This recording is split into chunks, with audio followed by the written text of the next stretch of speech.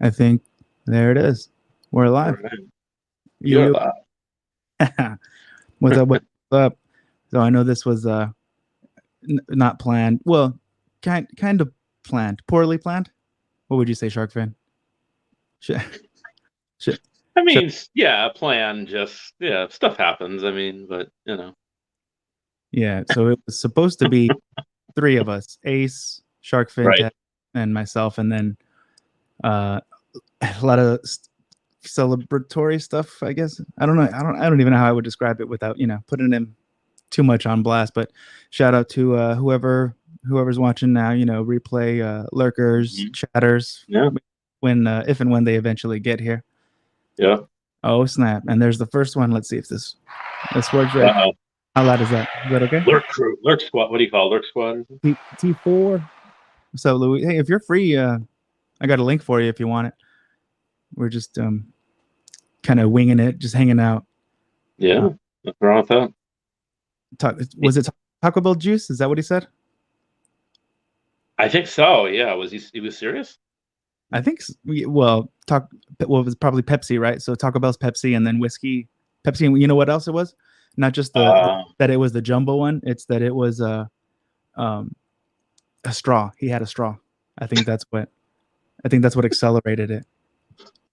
oh, because he was taking it in faster or something. Yeah, exactly. And Wow. probably not tasting it uh, until eventually and then reaching the point where it doesn't matter that he can't taste it. Right. Tech, Right. Tech 702 says no one's can't. You're gonna have to unmute Tech. I can't. You're breaking up.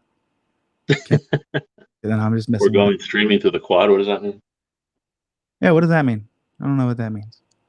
Stream. Oh, street. Okay, okay. I got it. Uh, oh, College, like a yeah, college thing. college jokes.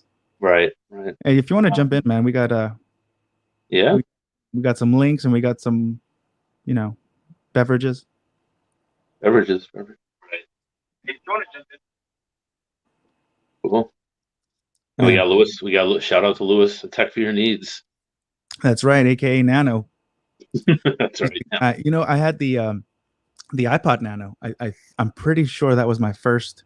Do you remember what it retailed for? Like one was it 150? Yeah, they were not cheap, right? They Crazy. weren't. It wasn't, and they were really small. That was hence the nano part, right? Yeah, compared to MP3 and even I think when it came out, even still CD players and CD stores were still on their way out, but like Yeah, still they existed though. You're everywhere. right. Yeah, Yeah, everywhere. yeah. A couple of them in the malls. Some of them even standalone. I think too. Like Hmm. where for example, like outdoor, what do they call them, strip malls or shopping Yeah, yeah, yeah. plazas. So Yeah. there's some, how sometimes like there's like neighborhoods where um, it's like a certain ethnicity or nationality is what like in that area where it's whether Yeah. it's food or um, dang, I guess majority would be food, right? That would be the most common, but there's also um, Yeah. like dang it, this is a poor setup, but what bringing it back to over here where I am, it's not there anymore, but it was like Uh, the Latin, like a Latin oh, shopping that's cool. in Yeah. each of the four blocks. They actually had the store. I'm trying to remember what it was called, but I think it was Ritmo Latino, which is Latin rhythm, and they were an Oh, all nice. audio, all pretty pretty okay size, pretty big size, like Oh, maybe you must have about been in seventh heaven then, if like maybe you're not being a DJ or aspiring big. DJ at the time. Um, I would say like about as big as an Apple store, maybe bigger, where they actually had Wow. like the stereotypical aisles of Hmm. album and either genre Wow. or Yeah. See, alphabetical, and I I think missed that. some vinyl, very little vinyl, mostly CDs, but in the Right. back even they had display like CD players and record players where you could go in and put headphones on and Oh, yeah. listen That's to great. listen to some songs before you bought the whole album. Yeah. Those days have been over for what, 15 or more years. Yeah. Yeah, Sucks. early 2000s. I don't think they made it outside of that. Yep. Pre Did you have Tower Records? That I don't think I thought there was one in San Fran or LA, but I could be Our, wrong. I That's think like real. That was pretty famous. That was in New York. Is There, that there was are, a are- Virgin Records in Times Square that shut down about 12 years ago, maybe a little more, right before, I think even a little before the 2008 recession. That was like, that was awesome because that's exactly what you were describing. It was huge. I forgot what's there now, what replaced it, but man, it was exactly what you just described. It and Tower was like that too. I didn't go to Tower a lot because I think that they're all gone. I think. And there was a music you would have loved, kind of like Guitar Center but better, called any New York person would know this, called you might even heard of it, J&R Music World, I think, or something. Or it was like J&R Music. It was sort of like B&H, but instead of being more oh, video and camera oriented, it was more audio oriented. So they were like everything from stereos, boom boxes, recording equipment, speakers, like you cable? would have been as a DJ, you would have been in seventh heaven. So Some of them even yeah, carry lighting or effects. Not yeah, yeah. not too So they expensive, were but they were down near still City Hall. They were way downtown near like City Hall in Manhattan. So the tower was, I want to say, like, I don't know, I want to say Chelsea or something. So it was nice spread out. And then so you had Virgin in Times Square, Tower, I forgot exactly where it was, maybe Chelsea, and then J&R was all the way now. Like you could walk to it from the Brooklyn Bridge, put it that way. yeah. So it's kind of cool. We had three, and I think they're all gone. I think J&R was the last to go, but And yeah, it's a, you hate to sound like, oh, like over nostalgic, but man, that was a bygone era. Yeah. And, I was gonna ask. I know some of them are affiliated with a label. Virgin, obviously them oh was yeah, Tower Records. Just a clever name, or were they also a label? I don't think they were labeled, but they had everything. Yeah. But I don't think they sold equipment. I think it was strictly, like you say, CDs, vinyls that came back, cassettes back in the day, probably 8 tracks at one point, way back in the Right. day. They were open. They were around since, I want to say, like maybe not the 50s, but sometime maybe mid late 60s, something like that. So that was a real blow to people because they had a very loyal following. Not even like you saw like a cult following.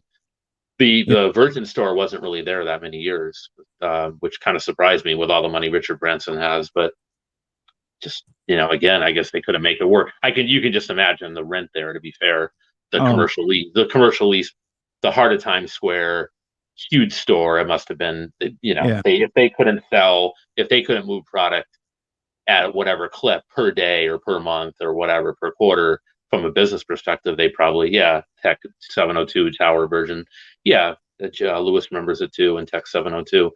If you couldn't move that kind of product, then especially in Times Square, you're not going to make it. I don't care. I don't care who you are, right? So yeah. Yeah. I remember that some of the larger, like the ones inside of malls, would have Hmm. like sections of, for example, Sony or you know what I mean, like all those Yeah. other, um, like Warner, right? Would have their Wow, that makes sense. artists and stuff off to the side. So Maybe kind not of like the way when you go to a either Best Buy and you see like the Apple. Google, Apple has its own, yeah, Samsung has its own section. Yeah, I'm that's kind sure of cool. I'm sure it's a stipulation towards like, hey, we want keep all our stuff together and separate from don't mix us in with everyone else, even if it. I imagine Right. that they charge for that. You know what I mean? Yeah. And the ones closer to the front probably had to pay more, like that kind of thing. Yeah. Hey, it's Premier. For me, Wow. oh So yeah, late, late, yeah. late, A lot of us, don't. late night with David Letter Geeks or something. That's what we should have titled it. Yeah, right. What would we call it? Late night reminiscing or something like that. Yeah, yeah. Nothing wrong with that, man. It's Blockbuster. yeah, it's tough. Did Oh, you remember? Did you guys have Strawberry? Was it Strawberry Records in Cali? What was the Sam Goody? That was the one we had. We had that even here, right near where I used to work. You remember them? I don't remember that one. No. Yeah, they were smaller, but they were good. They were, no pun intended. They were pretty good. They were small than Tower and those other ones, but they sold a lot of stuff at one point. Yeah, Let me uh, think. I'm trying to think of. I mean, strictly music. there's still a couple of like vinyl, DJ vinyl shop stores, specialty stores. Cool. I, I don't know how or why they're open, but maybe it's Why maybe, they're open? well, I mean, like maybe I'm just kidding. it's there's a chance either if there's the demand for it and they raise their prices for it because there's very little of them still around, still open. Yeah, Um, I can I imagine. would imagine maybe like someone would have it open and would be operating it as a passion project, right? Right, right, Yeah. yeah, So, yeah. Like, and I yeah, think because it's just the market is so small at this point, right? So, yeah, the ones that are close by, they have I think you can buy, sell, trade gear, and then they have same thing. They have a couple of turntables and headphones set up on one of the walls to where you can preview vinyl before you buy it, before you check it oh, out. So that's sweet. Wow. yeah, let's see Yeah, here. like you're not this almost impossible to find. So it's more of a mom and pop type place, and it's almost impossible to find it anywhere else, right? So yeah, yeah. See, Tech 702. I grew up in the '80s, so it's perfect. Yeah, So wait, so if you grew up in the '80s, were you born in the '70s or he's probably a little younger than me, but older than you, I'm guessing. right in the middle, right? Yeah. 702 sandwich. This guy. Where so I know he's in Vegas, right? Where you have you been there the whole time, Tech, or is that a newer uh, how do I call it? 79. There you go. So A he's newer 42. movie. 79. You know what? Was that off the wall? Was that Michael Jackson's off the wall record? I think it was. Yeah. Great, great record. Yeah. Oh heck yeah! I think that's the one where it's the one they did in the Rush Hour, right?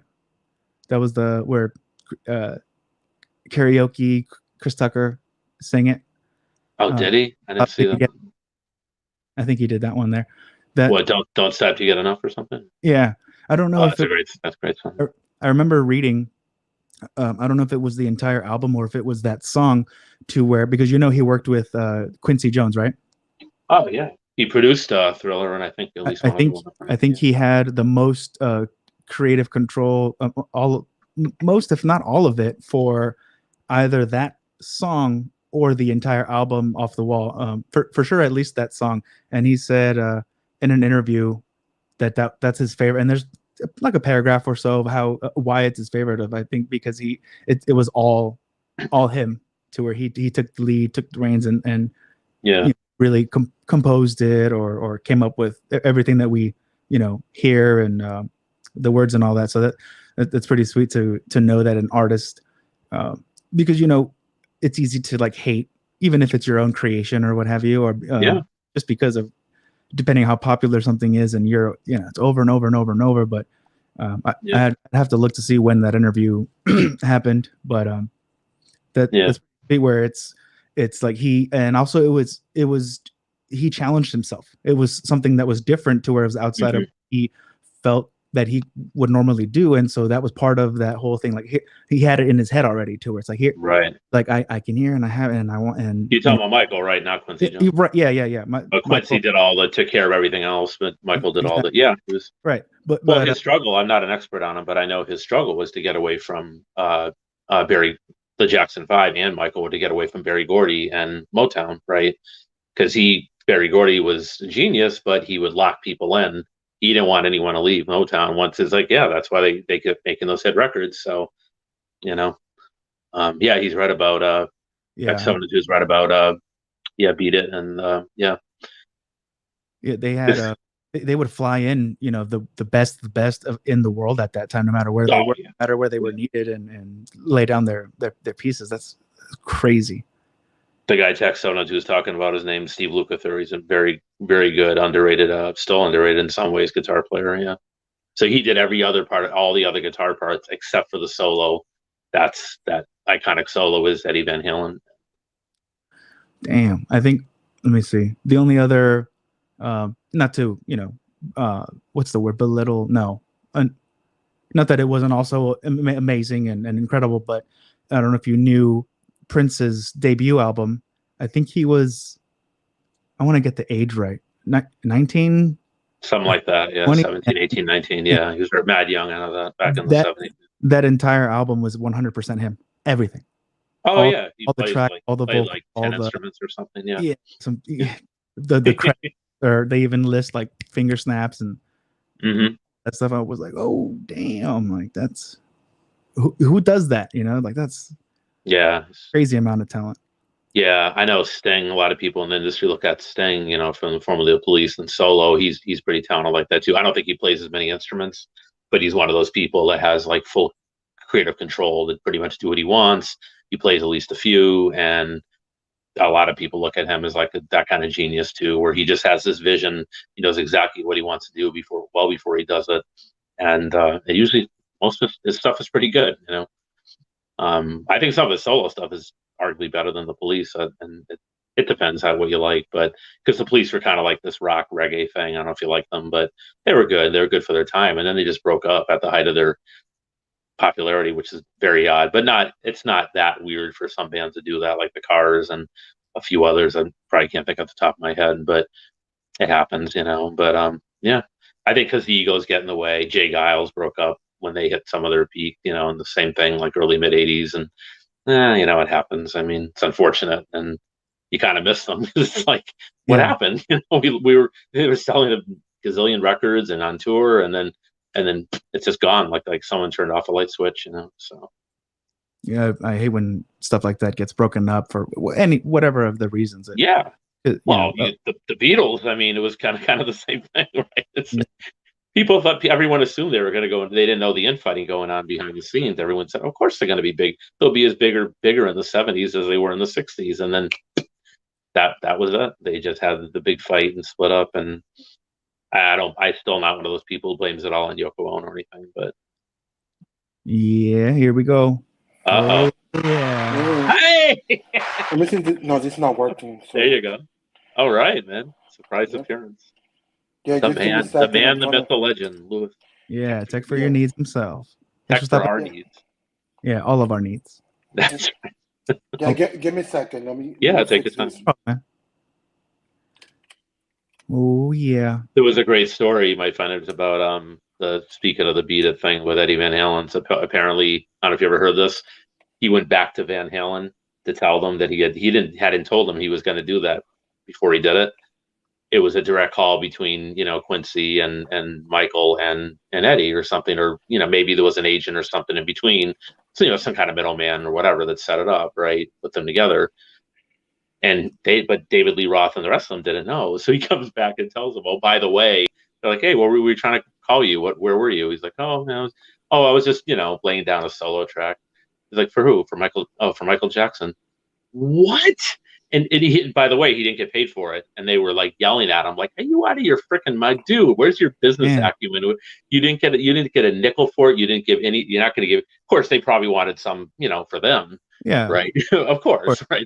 They were jealous. They were mad jealous. They were just. I mean, they had a point. Maybe he should have asked for money, but that was back again a different time where people did stuff for the love of doing it. The music was about the music, not about, oh my God, if I'm going to collab with you, I got to get paid. And just different, Yeah. Can you hear me? Yep. Yeah, we can hear you. Sorry, I'm in a bad situation because my whole setup is torn down, so I had to use my phone. It's all good. What phone are you using? The XR, the same phone. Wow, looks good. Oh, thank you. Still not as cool as Dave Mason playing all on the watch on them. I didn't read that comment. That's too small. Speaking of what song was it? His other famous song, Foxy Lady, just came on randomly a while ago before I hopped in here. When I told you I was listening to music, the live version. Which one was it? Let me see. Mm-hmm. Oh, Jimi Hendrix? Yeah, Hendrix. He's amazing. I think it says Jimi Hendrix Experience, but because some of them they'll say what, like the year or the venue. Yeah, I might even know it. I had a friend I used to work with who was even more of a Jimmy fanatic than me. He could tell you you'd say you say just shout out a city, like, oh, Brussels. Oh yeah, that was June of '69, or I'm just making something up, but It says Miami Pop Festival. This particular album says 2013. I don't know if that's when they, probably a lot of stuff's come out over the years, re-release or what have you. But it's probably good quality. It's probably remastered and yada yada, right? So top. Yeah. What's up? Yeah. Before coming over here, I was listening to a 12-year-old kid sing "This Is a Man's World." He was singing it and doing the guitar. Wow, interesting. Oh dang. Yeah, I think he got 13 million, something like that. James Brown. Huh? My dad went to Stevie Ray Vaughan concert once a minute. Oh, that's awesome, man. That was another one. It was just a shame. When, I remember that. I was actually driving, I think, to a job or something. I was living with my parents. I can tell you exactly. Sorry, I have a stupid alarm going. Where I was and what I was doing when I got the news that Stevie Ray Vaughan died, and I was literally on the highway, and I pulled over, and I don't really cry that much for most these celebrities, but yeah, I kind of like, oh man, I was just like, it's like it hits you like somebody punched you in the gut, and it's like, oh come on, he was like 36, 37, he had just gotten over drugs, and he would have had a great future, and just gone. Probably one of the best blues guitarists since after Jimi Hendrix died. Blues rock guitarist out there, and yeah, it's just weird, It was a helicopter crash. For anyone who doesn't know. I feel you on that cry, because I cried for Selena Quintanilla. Who was it? Yeah, Selena Quintanilla. Oh yeah, oh that was weird too. Yeah, that was insane. Yeah, yep. The head of her fan club or that crazy woman. I the head remember her club. Yeah, her slow jam, "Como una flor." That was my favorite song from her. Mm-hmm. Como una flor. We got another one? Yeah, we got another one as soon as we get the thumbs up. Let's go. Here we go. There he is. There you go. Latrizzy is in Latrizzy. The Trizzle. Latrizinator. Be late. I can't come in here being early. Who I look like? Yep. No. And look, he's got the fancy mic with the pop filter and everything. But I'm surprised he's not eating. You know what? Yeah, no covers. I wasn't eating, but my niece's show was. Oh, okay. Happy I actually passed up on the food for once. I was like, wow. I surprised myself. I was like, now I'm here starving, regretting it. Is that because you already ate earlier, or just not? Actually, I guess when I was downtown, I got some Subway, but that was a while ago. Now it's 1 a.m. I'm hungry in the motherfucker right now. 1 a.m. I ain't gonna lie. It's 2:45 over here. Right. It's almost midnight here. 11:42. See, Latrell can get it. Yeah, you're an hour behind us. See, Latrell Central Time. Latrell can get away with that because he's so young and skinny. But hell no, I need to get some damn weight. That's what the hell needs to go. Oh yeah, look. You don't. Now I'm Tech 262. I was wondering. I saw that and I was like, well, what? Okay, all right. He stole it from me. Don't. Mm-hmm. That's my name now. It ain't Latrizzy or Trizzle. It's Tech 262. So he stole it from you and then you ditched it? Mm-hmm. Yeah. Let's go with that. That makes sense. Hey, East Coast. Oh snap! Did you hear? I had my wire headphones today. I would have my. Well, actually, I guess I technically always come on streams with wire headphones, like my Sony's. Yeah, you're supposed to use wired for streaming, recording or editing. Yeah, this is the first time in a while I'm actually using like wired earbuds. Did you know that TikTok is apparently trying to bring back wire headphones as a retro thing? What the hell? These damn people. I mean, I guess for like consumers, sure, but in the professional space, it's almost exclusively, wired. Y'all not transitioning me back from my wired earbuds at my true wireless earbuds after I just got used to it. Now y'all want to bring back some damn wired earbuds? No. Imagine my phone. I drop my phone, my earbuds go flying out my ears. I ain't trying to go through that trauma again. or my earbuds get caught in the door handle and my earbuds going flying out my ear. On the corner of a countertop or a doorknob or just anything, like the things you thought was impossible, like the impossible became possible. Anything, like the whole world is out to get you, trying to snatch the earbuds out your ear. I mean, oh man, depending how hard and how sudden it is, I'm like, god damn, because they get you, they're hooks, basically. They're hooks in your ear. I think everyone has that aha moment with something like that where you say, I remember it was about 15 years ago, maybe more. I was driving to meet, maybe it's more than that. I was driving to meet my parents in Connecticut, and I had had whatever phone and the wired earbuds, and it got wrapped around I forgot which car I had. It's not a stick, that'd be even worse, but it was an automatic, but it got wrapped around the shifter. Yeah. And it was like pulling, and I was like, I'm like trying to hold the steering wheel and get it out, and I was like trying to make or receive a call, and it's like, okay, I'm gonna get in an accident if this keeps up. I just pulled it off. I thought, screw this. I'll just deal with it later. It's like, this isn't working. I got to go Bluetooth, and this is like 2004 or 5. Yeah, there you go. Yeah, but What was that the nice? whole got Still got the stuff on my earbuds. I forgot just how much better my AKG earbuds sound than my Galaxy buds. I completely forgot about that. The AKG earbuds that come with your Galaxy phone. Oh, yeah, Man, the bass in it's just so much louder. Man, I'm gonna fuck around. I'm go back to wired earbuds. Yeah. And the volume is less of an issue too, right? That's what I was saying. Like, it's way louder. Yeah. And way more bass than any wireless earbuds I ever tried. But at the same time, I've only had Galaxy buds pretty much and Pixel buds. I ain't had that much experience. So it is what it is. What was it that you pulled off of it? Like tags or stickers? They were like, like when you get brand new headphones, you had all the stickers and all that on there. Oh, that's funny. Wow. And that's the game with my S10 5G. I got my S10 5G around the time it came out, and that was like, it was probably only a year ago, but still. But I still use these. I don't know. Here, Permy says that. Am I the only person? I was just gonna say she never used Bluetooth. Wow. Bruh. That's crazy. But I wonder why. Even for like casual listening. I always use wired headphones in school to drown out my teachers and everybody else. Yeah, would you do the would you do the hooded where you wear a hoodie in class? Hell yeah. Hell yeah. I would like so they can't see it. I'll show you. Until they and they're like, no hoodies in class, take your hats off, take your hoods off. Oh, I bet, yeah. It's all a trade-off. Well, women get away with it more if they have long hair, right? Because they can hide it behind the his famous hoodie. I've seen that hoodie before. Oh, wow. We're really just Wisconsin, of course. Did that come with cheese? But I was wondering if there's a chance.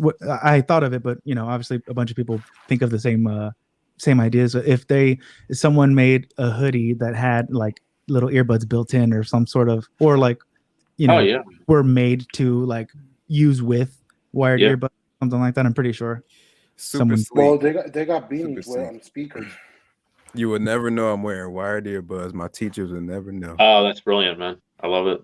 Everybody did that too. It wasn't like it was a new thing. But I had a Walkman head. Yeah. Oh, Walkman. Yeah. Fancy. Oh yeah, I had a Sony Walkman. I remember those. Walkman later. I managed to hide over the ear headphones in my hoodie. You gotta do what you gotta do. I still have one, I think, in the other room. Maybe we can really do nostalgia thing.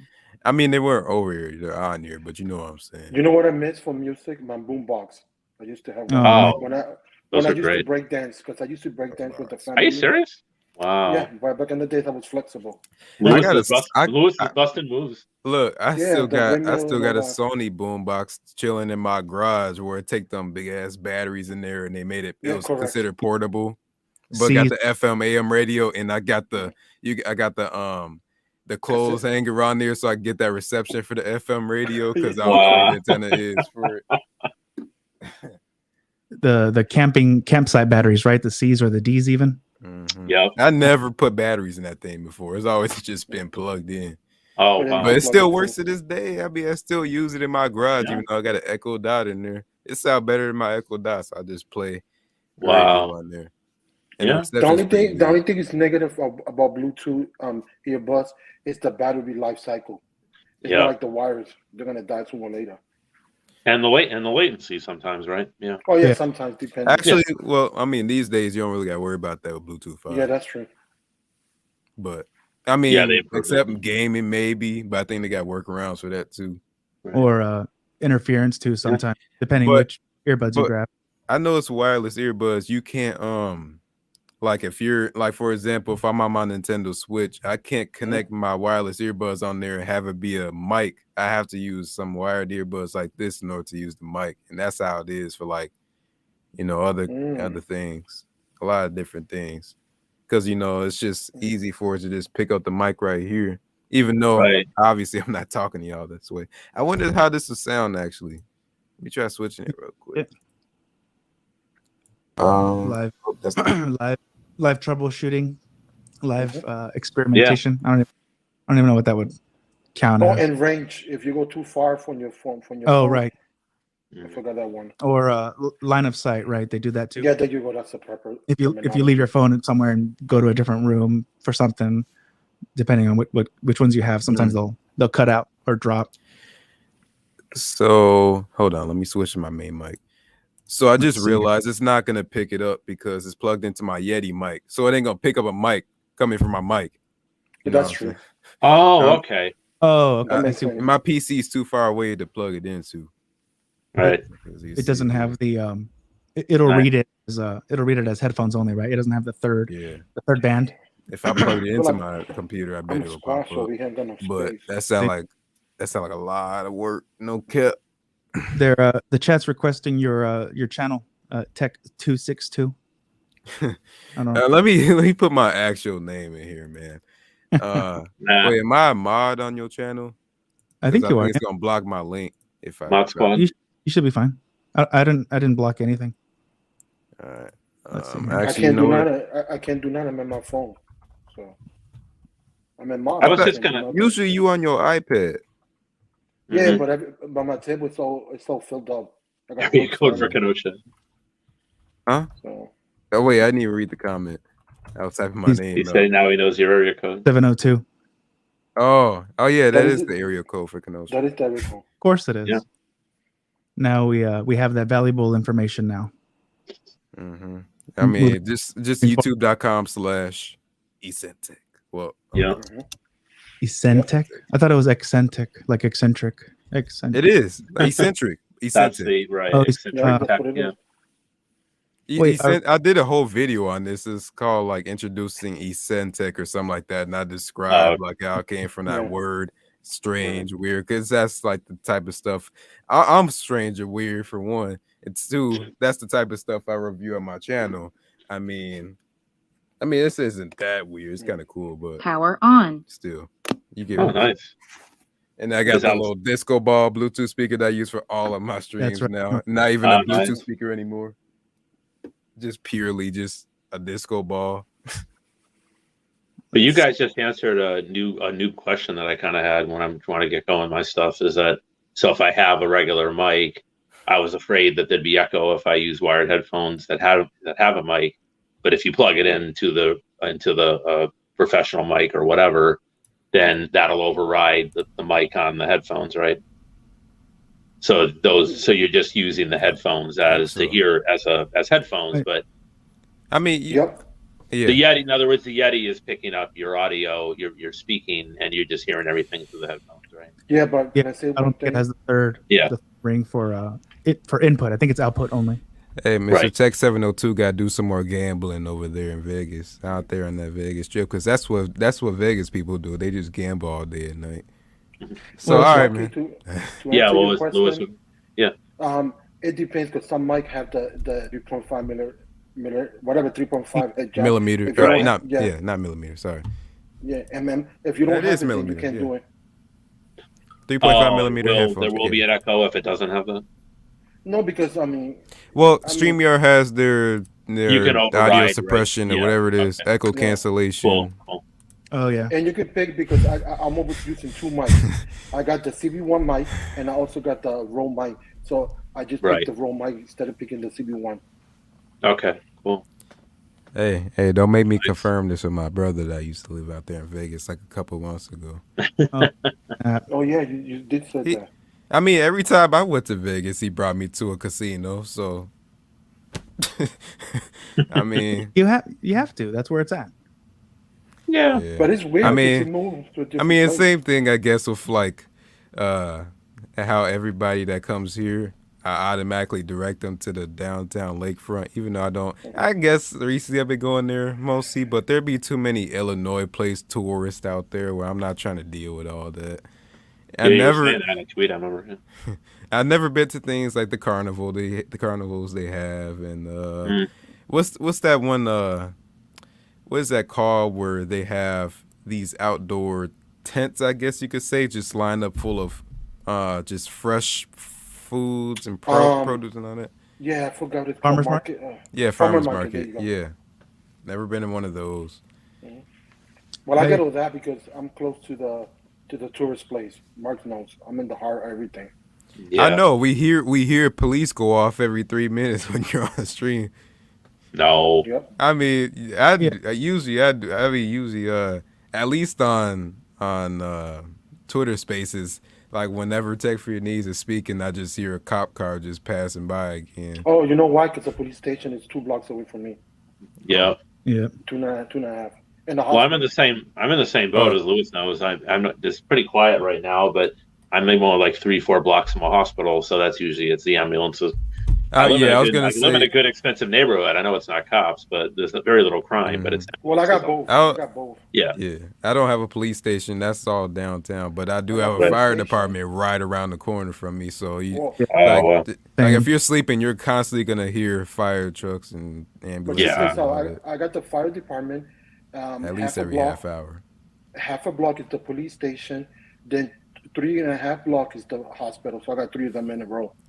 Oh, jeez. Yeah. You're in front of all the emergency vehicle sirens and then hospital. Usually over here too, you hear them all eventually. You drown them out, really. It's like you get used to it. I mean, I don't know. It's just normal protocol. Oh, there goes the ambulance again for the 30th time this night. Can you guys choose your business? I mean, it's just like that's one reason I record videos at night, because you just constantly hear them going off. Can you guys tell them apart of the 3 emergency vehicles? Sometimes I can. Yeah, I can. Yeah. I mean, like I thought the point was that you're supposed to be able to, but I guess also like imagine like if some people were like, oh, I'll move if it's these 2, not the 3rd one, or you know what I mean? Like and that's not as important. So I guess it's better if you can't tell them apart. Thank God. I think technically you're supposed to get out of the way for all. You're supposed to get out of the way for all 3 of them. All of them. Yeah. You know, move to the right.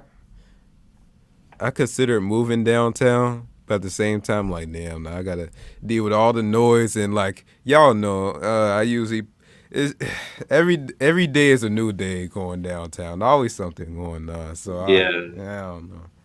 Even though it's nice being down there, I just was there this tonight. I was thinking about going during this stream. I ain't gonna lie, but it seems like live you go from Culver's. Yeah, you go and sadly there's no Culver's downtown, only windows. Oh, okay. You go and seek all that police activity out, man. Come on, why do you do that? Oh man, I don't know. I like to be CNN or apparently TMZ out here. First reporter on the scene, this guy. I'll be reporting to reporters. Like he wants to get the verified check mark. Oh yeah, bro. Kenosha News. I need y'all to get me my spot there. I need my job as a journalist, bro. Come on, hook your boy up. I was gonna ask you about that, Latrell. Not to get political or anything. We'll try to keep that. But I take it you're following the big trial, right? It's right in Kenosha, I believe, right? Every single day. Red downtown. House, yeah. Now, I pass by that courthouse every single day, every other day. It's crazy. And there's always people protesting in front of the courthouse. Oh, of course. Especially Jacob Blake's father, who usually starts, who organizes it. Yeah. Actually, no, Jacob Blake's uncle, not father. Yeah. Do you think if Rittenhouse gets off, do you think there'll be protests and stuff, or whether he gets off or he doesn't, they're gonna burn down the city either way. Let's hope not. Jeez. Yeah, I think it's a good enough. Look what happened. I just heard some on the news that they're sending the Wisconsin National Guard out here. They're getting everything ready and they're getting the police ready and all that for all that craziness. The judge. I can't wait for this to be over. Oh, totally. What did you say, Luke? Yeah, they don't want to repeat like last time, Latrell, right? Yeah. That's why they bring in the National Guard. Yeah, I know. I'd like my barber shop personally got burned down, so now he's like moving place to place. Like I have a haircut appointment coming up. He was like, now I'm over at this place until he get his situation figured out. I used to go to this place where I get my elotes. That got burned down. Oh, and it's crazy. And all that place, all that stuff is like uptown where the black people live. Like that's where that's where most of the black people, and there's also the poverty and all that. So like that's how you know, like the people out here isn't the one doing that. That's Chicago, Madison, Milwaukee, and all that. Yeah, it's annoying. Well, most of the big cities, a lot of the big cities, a lot of people don't know this, were designed specifically that way. It's sad and pathetic, but it's true. And a lot of people don't like to talk about it, but you know, it's something people should just be aware of, and it explains a lot, you know. An ex of mine, go ahead, Liz. No, go ahead, finish. No, I was just gonna say, so you guys might find this interesting. So an ex of mine, who happened to be white, but she was an archivist, right? She was trained as an archivist, and she had her master's in library science, but her main thing was archiving. She was working in the Bronx. She was living here for a few years. She finished one of her schools in Long Island, and she loved New York so much. She was from Cali. She was from the LA area, Simi Valley, I think. And anyway, she was here for a number of years. She worked for a thing called it was like the Bronx African American History Project. It was fascinating the way she would actually interview some of the people from back in the day before the Bronx. The Bronx today is very different from what it was, 50, 60, 70 years ago. What they did is they put in this major road after they built the GW Bridge, which connects New Jersey, one of the bridges connecting New York to New Jersey, right? Mm-hmm. And they built something called the Cross Bronx Expressway, and it cuts right through it, like bisected the Bronx. And they said that's where a lot of the problems started, because it kind of like broke up families, businesses had to be torn down or moved, and it kind of set up like it was sort of intentional, for the most part, from what I understand, the way she explained it.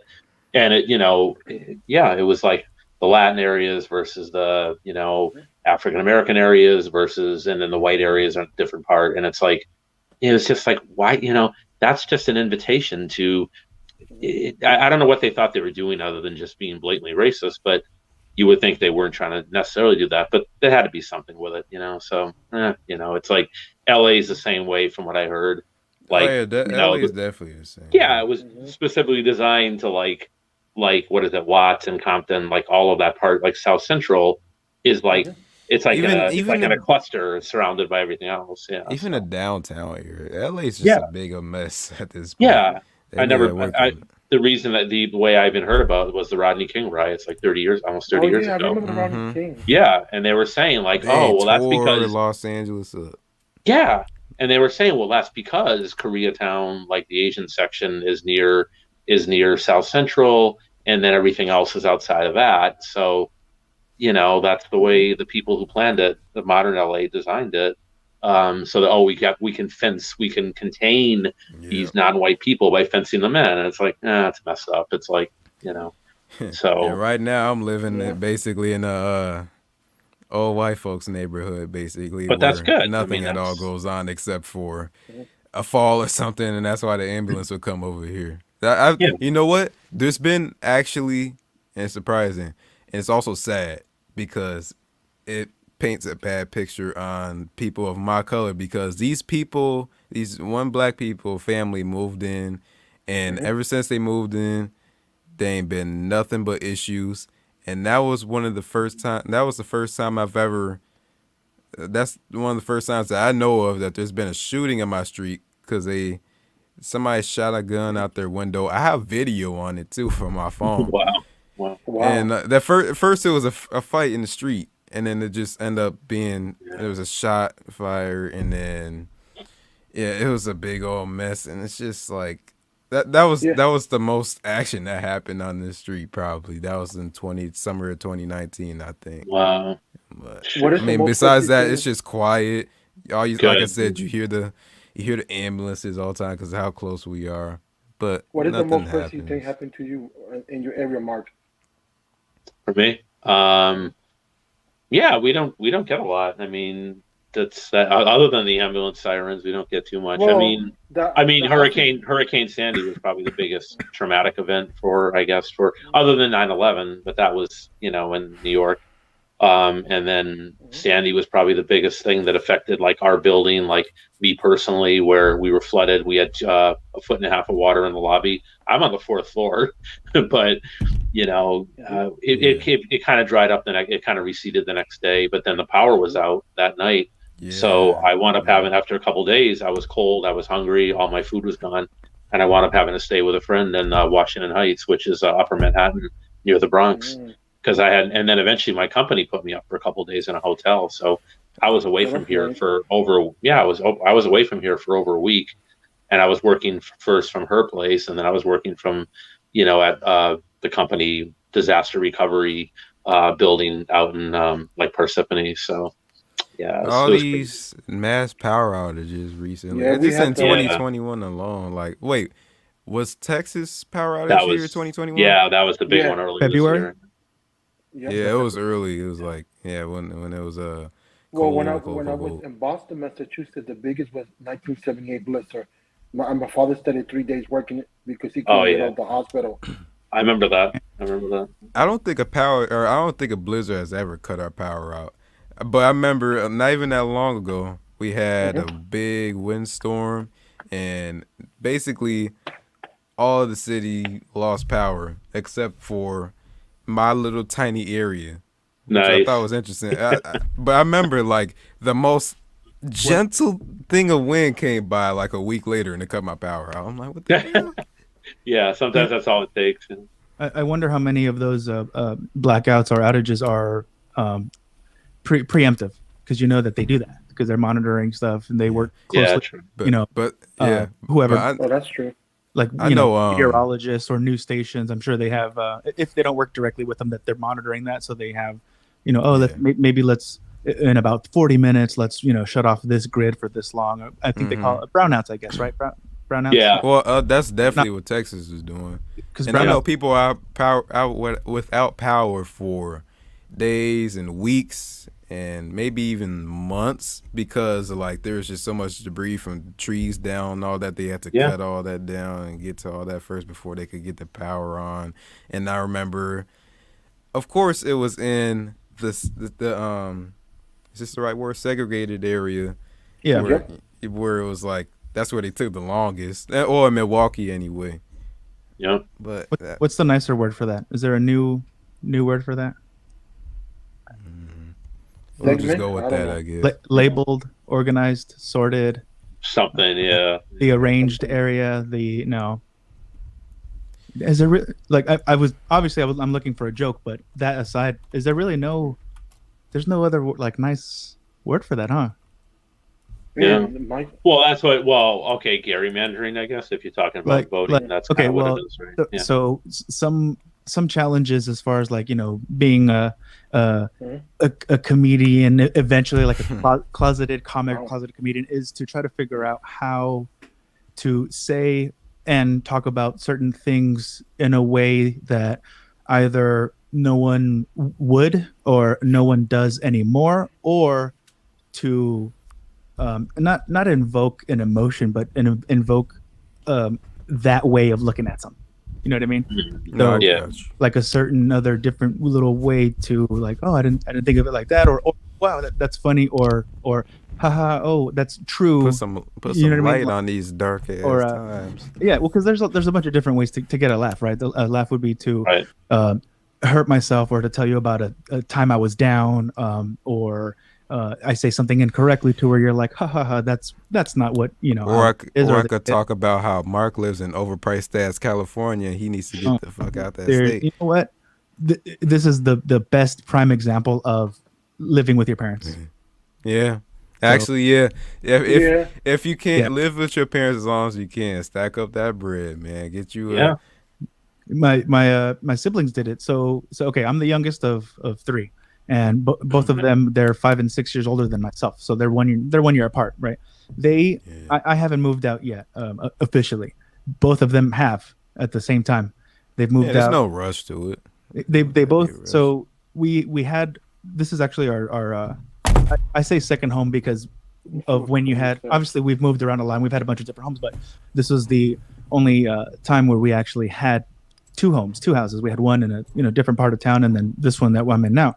It Oh was damn. we bought it for two reasons, and this was in 2005. So um, Oh well. the first reason was to store. So we have a big lot. The house is tiny. It's an old Victorian home of like, I don't know, I forget if it's 4 or 900, barely 1,000 square feet, if that, Okay. or like nine, eight Wait, or eight but something. oh, Nine, I was gonna say, oh, I forgot you're in California. Y'all don't got basements. this one does. Yeah. Yeah. Oh Really? well. Yeah. Yeah. California? So It's I'm probably With old enough. all the Yeah. floods and the hurricane, I Yeah. mean yeah. So the do you remember earthquakes, when? mostly earthquakes. That's the biggest concern, right? Yeah. Oh, for sure, yeah. So we reinforced and did retrofitting and all that stuff. Yeah. Luckily for us, Still, I'm we're in surprised. construction, right? So we have our own company. Um, there was actually a time, I'm trying to remember what year it was, because you figure we're either in a drought or there's like weird flash floods every other year, right? Um, because obviously we're in a drought again now, but I think we like maybe 3 years ago, there's a creek that's really close by, and they like never maintained it, or for whatever reason. So one of the weeks where we got a lot of unexpected heavy rain, it got clogged and they overflew, and it was down the street of close to where I was, like maybe 3 or 4 houses, four or five, I don't want to say houses, I'll say apartment So complexes over flooding. down. So yeah, so the end of one of our streets, which is a dead end, it's right next to where the creek is, and it stopped right over there. So you figure maybe another, I don't know, I'm not that great with elevation, another foot or so, Yeah. maybe it would have not just reached us, but it would have went exactly how you were saying into the basement. So we would have been fine up here in the regular, first floor. I'm up in the attic, so only Oh, yeah. earthquakes scare me. But yeah, we were Yeah. thinking about Now- we're like, hey, we don't have any sandbags or anything. Like, what are we gonna do? Our rear, like, backyard gate driveway entrance, it's a lot of gravel. So I'm sure we would have, if we would have seen that it was a threat, I would imagine we would send one of us to go get sand or whatever from wherever, and then we would use just whatever, like, spare. We keep whatever materials are worth keeping, right? We don't throw everything away after a project. So I would imagine we would be able to have enough stuff laying around that we would shove and start digging and make a little barrier, at least where the curb, the driveway, the approach is, up to where the curb level is, and that would have given us another 4 or 5, 6 inches or so to That avoid. remind me of Puerto Rico. So this is my house. Wow. Minimum flood. I don't know if y'all ever seen or ever used the flood factor website. You just put No. your address in and you can see like Cool. the flood factor for Yeah. your house.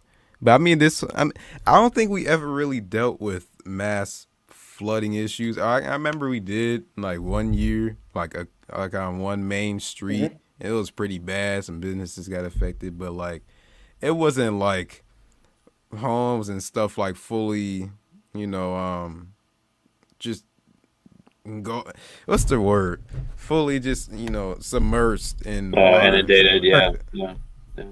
Well, in Puerto Rico, when the rain a lot, the rivers come out and everything get flooding. So Yeah. you need to be careful where you live. Yeah. That- I mean, they got hit you really gotta bad with- consider a lot of things when you move, like especially with climate change. I mean, damn. Like look, California barely ain't got any water anymore to use. I mean, shit. Yep. Yeah. I mean, you Well, gotta take that type the stuff for. website. You gotta take that stuff. It's You crazy. gotta appreciate those types of things, which is sad. But I mean, Imagine getting a little annoyed or frustrated or even anxious when you see people washing their cars. You know what I mean? Something like Yeah. or yeah, water. I know they trip over y'all having a sprinkler on, which I know that's the thing. It's like, and you gotta have a certain type of sprinkler. Now we have like I think like they always talk about how we have higher than normal rising. The lake is just Sea levels or rising. The sea levels sea are level. just higher than they should be. But I mean, in terms of like water supply, we're good because we have like Lake Michigan's like the biggest body of water in the U.S. at least, I'm pretty sure, right? But I mean, we still have that issue where like our city here has to like they're trying to combat that by just throwing these big ass boulder rocks and everything right next to the lake. So like, because I saw I saw like a news article or something like that where a house was literally just on a cliff, like because it was just eroding, like the land was just eroding, and it was just in the risk of like just falling off. The cliff was like pretty Wow. likely, so they had to tear that wow. whole thing down. Oh, Latrell, can you repeat that website? Because they're asking on the Yeah, chat. or drop a link in the Premi's asking I'll for. drop the link. Yeah, I'll drop a link, and also it is called I might check. floodfactor.com. We've got the earthquake version of that one. I think it's earthquake.org or Yeah. Oh, okay. I mean, but that's just a rant. That's some website I found out on a website or something. Fix myself. be careful when you look some stuff like that up, because there's always earthquakes all the time, different sizes, most of them small, but you'll be like, when you see the map populate, you're like, oh, what the hell? And it was like, oh, 5 minutes ago or 10, 15, 20 minutes ago, or this morning, an hour ago. I'm like, oh, dang. Like, yo, a mile away in the foothills over here. I'm like, oh, shoot. I was going to like, say, you guys have little tremors all the time, right? All the time. Yeah. So I saw what's weird is they say like smaller ones predate. Mm-hmm. Did he freeze? Either he froze or he's just giving us the most evil death stare. It's a dramatic pause, yeah. There he is. You lost me?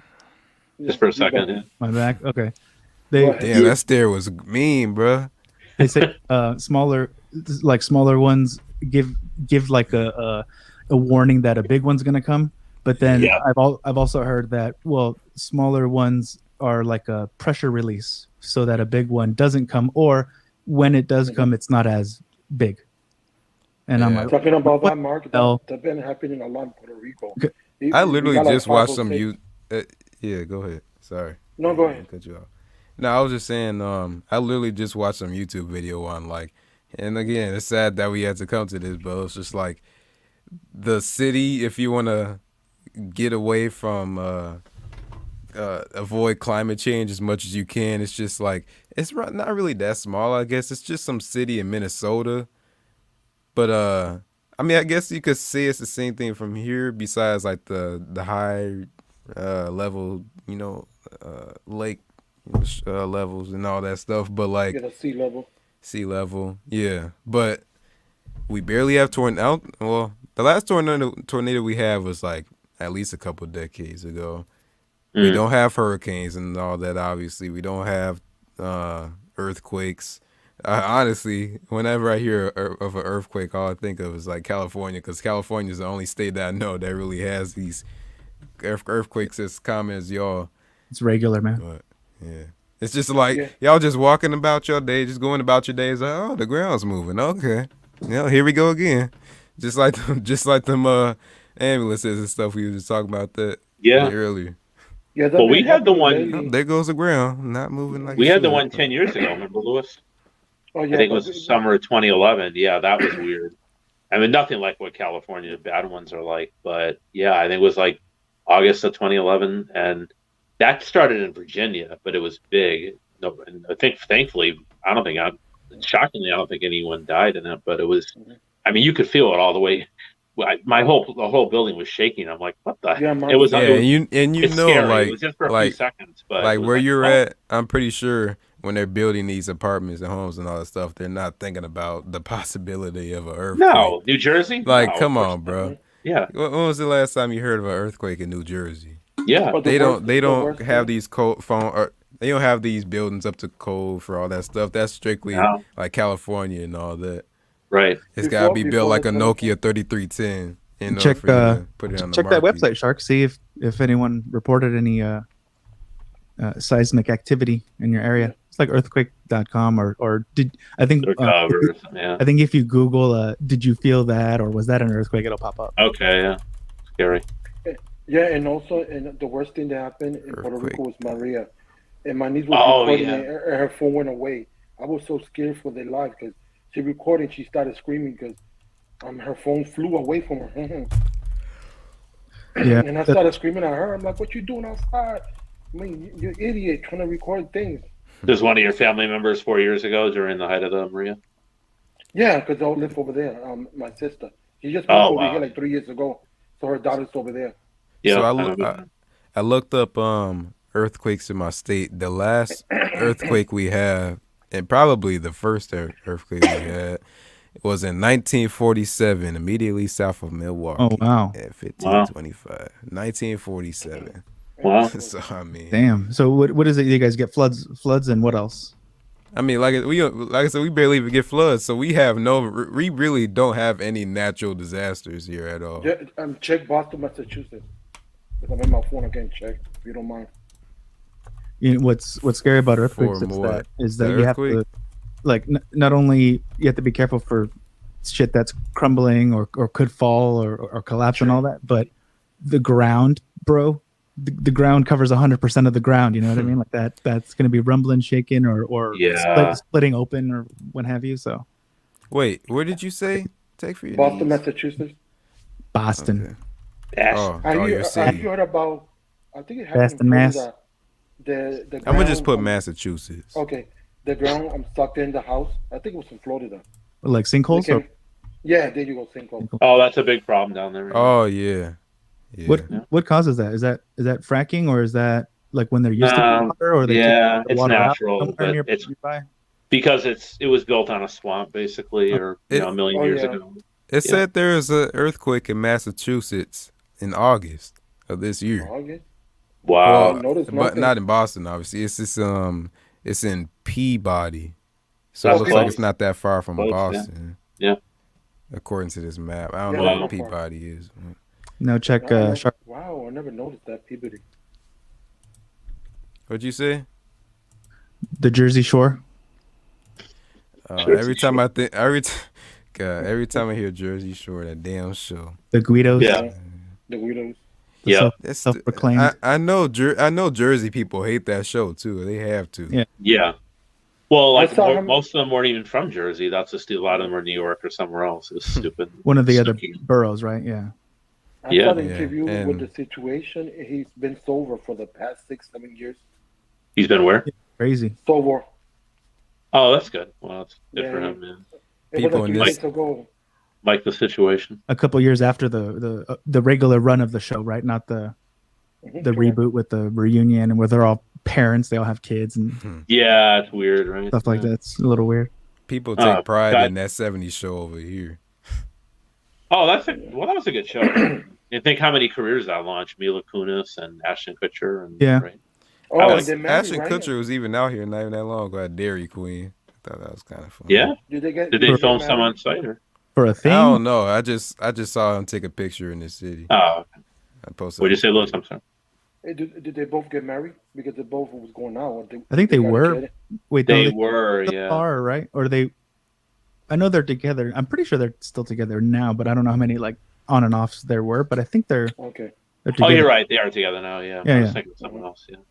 She's pretty though. Oh yeah, she is. No, I think I forget which eye it is, but I think she's partially blind in one of her eyes. I forget. Mila Kunis? Yeah. I don't know. Wow. I know she was born in Russia, and then she speaks fluent Russian. Yeah. Yeah, the Soviet Union. Da. Back when it was called that, right? Очень хорошо. Yeah, no. Very good. Danke. No, that's German, huh? Wait. Yeah. Mark, get it together, man. You say spasibo bolshoi. Thank you very much. Oh, I don't know. Niet. Yeah. I can do that one. Очень хорошо. Very good. Smirnoff Ice. What is it called? Fez Smirnoff got Ice. famous on that show too. I don't know what y'all saying, but unos dos tres. There you go. Oh yeah.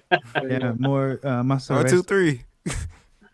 Hola, obrigado. That's all I know. Did you find Jersey earthquakes? Oh. Did I miss it? Oh, I don't think we've had any really since that 2011, but that scared the crap out of me because I was like, we just never experienced it here. Small earthquake reported near Tuckerton, New Jersey. That whole what do I do? That was in 2021, June. Oh wow. Seems like there's no.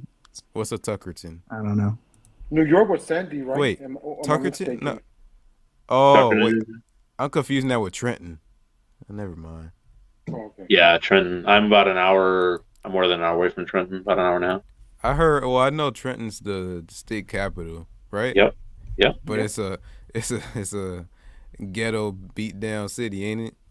Yeah, it's not the best. Yeah, there's some city. parts of it that aren't bad, but it's like there's a suburb just north called Ewing. I actually dated a woman in Ewing about 10 years ago. It wasn't bad. I heard And it's if like you go one of just north of the. that, there's some really nice stuff to do. Like there's historic bridges that go into Pennsylvania and stuff. Like George Washington apparently did. I think that's where he crossed the. Well, that was the Delaware, but I guess that is the Delaware. Yeah, never mind. Wake up, Mark. Yeah, but it was. Yeah, it's kind of. So that part's kind of cool. Well, I saw a picture of the Trenton Bridge online. I said, what did it say? Like Trenton makes the world takes or something. Oh, like I'm that? impressed. You know what? Yep. Mm-hmm. Yep. Because it was a textile. Center at one point.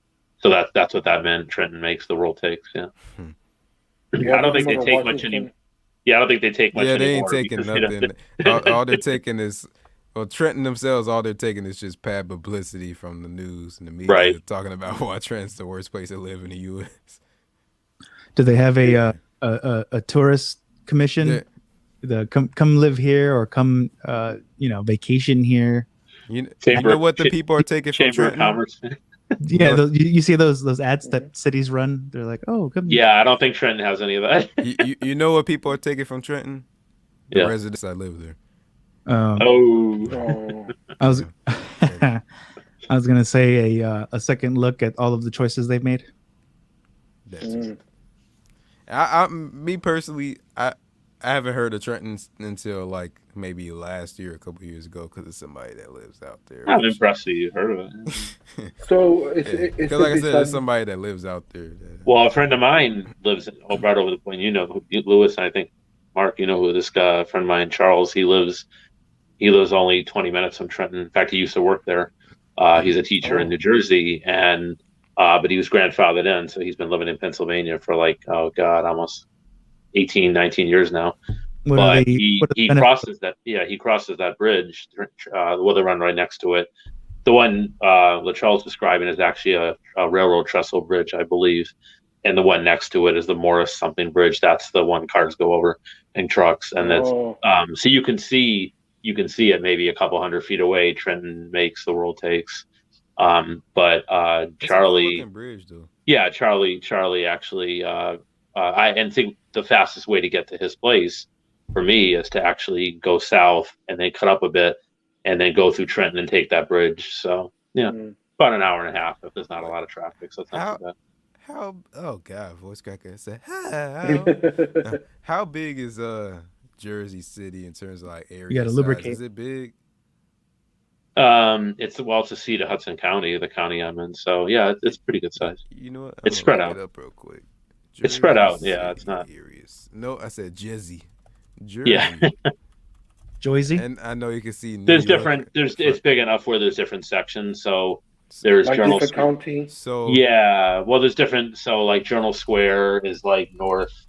That would be like, and then where I just came from tonight, where I was shopping, the Best Buy and Target and all that. That's called Newport. That's close to the water, and it's fairly big. Yeah, for y'all it's a real are city. Actually smaller than Kenosha. I was not expecting. Is it really? I didn't know that. What's the population of Jersey City? 261,940 as of 2019. It's probably that's pretty good size for. Do you know if the population is increasing or decreasing right now? Probably decreasing a little with the COVID and a lot of people moved out. Now, here's the thing: are y'all like everybody is in this city where they just in this city people constantly complain about Illinois plates and all the issues and crime we have is because of people in Illinois. Like y'all like that with New York plates? Scapegoating? Oh yeah, you can always tell when you see a New York driver. They don't know what the hell they're doing or where they're going. Right? They're braking every 5 seconds, even if they don't have to. They're like, even with GPS, they could get lost. And I mean, to be fair, I don't know my way around New York as well as I probably should, considering I've been living here over 25 years. But to be fair, I don't go in as, especially even before the COVID, I don't go in. I worked there for about 8 years, but I go in now just really for pleasure or whatever, So I really don't know Brooklyn that well at all. I pretty much know my way around Manhattan all the way up and down, and left and right, but Brooklyn, Queens, I know Staten Island a bit, but Queens, Brooklyn, with a little So help, this, or yeah. I've never been in New York, but I want to go there. And I Oh, also want to Bronx. go Yeah, to you'd love it. Jersey. I want to Yeah. see Jersey City too, though. All Now, right, for yeah. some Happy to reason, be a whenever tour I guide, bring man. up Let me know. whatever reason, whenever I bring up Jersey City, people always like, "Why would you want to go to Jersey City?" Yeah, of all What the places. hell? Yeah, because I remember I told my brother that I was like, Jersey City, because he was complaining about how it smells there and there, which is a No, it weird doesn't smell. complaint, but it was just like, I don't know. You Apparently, said- he's not very fond of Jersey City. And I'm like, what? I mean, It's I've fine. I been mean, to Wildwood. Sounds like Oh, there's yeah. a story. Before Mark. but I mean, that's cool that y'all got the New York view right there, and then it's just Oh, like yeah, that yeah. close. well, But Lewis also, is Jersey another, City itself is a big city. Go ahead. and you guys probably know there's another content creator, and he's probably 5 minutes away from me in Jersey City. What is it? Altered Tech, Lewis? Yeah. Yeah. Wait. He calls the himself the dude? OnePlus guy. Yeah. Yeah, that guy. Yeah. Yeah. So he's OnePlus like guy. probably less Man. than 10 minutes And away also, from me. Harish, I think his also, name. Yeah. What's this? Digital Slang is he's in New Jersey, but he's in Deptford. I don't know where Deptford is. Oh, that's south. Yeah. I didn't know he was in Jersey though. That's cool. Is that Yeah, far? he's been there for a while. Yeah. Deptford is far from Jersey City. Yeah. It's probably an hour and a half or more, maybe more. It's Damn, it's That ain't my that eyes. bad. Yeah, No, it's not ain't that bad. You can okay, so New Jersey it's longer than it is wider. But you could Uh-huh. drive from the New York border all the way to what Lewis just mentioned, Wildwood, which is one of the furthest southern points. Mhm. You could do it in probably I don't know, maybe less than 3 hours or something. It's not that. For an area size of New Jersey, everything that New Jersey got impresses me. I mean, Thanks. I know you're right next to the world's biggest city. That's the in beauty of it, population yeah. size, And yet we don't have the taxes. That's the draw to this part of Jersey because you don't have the same insane crowds. You don't have the same level of traffic and congestion. We still have more than our share of it, but it's not as bad as And the it's New nothing York like being in drivers. Manhattan. Yeah, So but I got a question, Charlie. a lot of people call it a bedroom-like community because people will live here and work there and just do the bridge and tunnel commute. So because it's I cheaper. mean, but y'all got a lot there too. Like, yeah. Especially So I the got a question, downtown Charlie. area looks nice.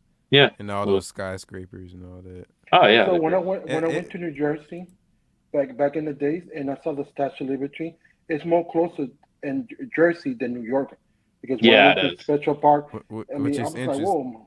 Which is interesting how it's the New York Statue of Liberty instead of the New Jersey City Statue of Liberty. Yeah.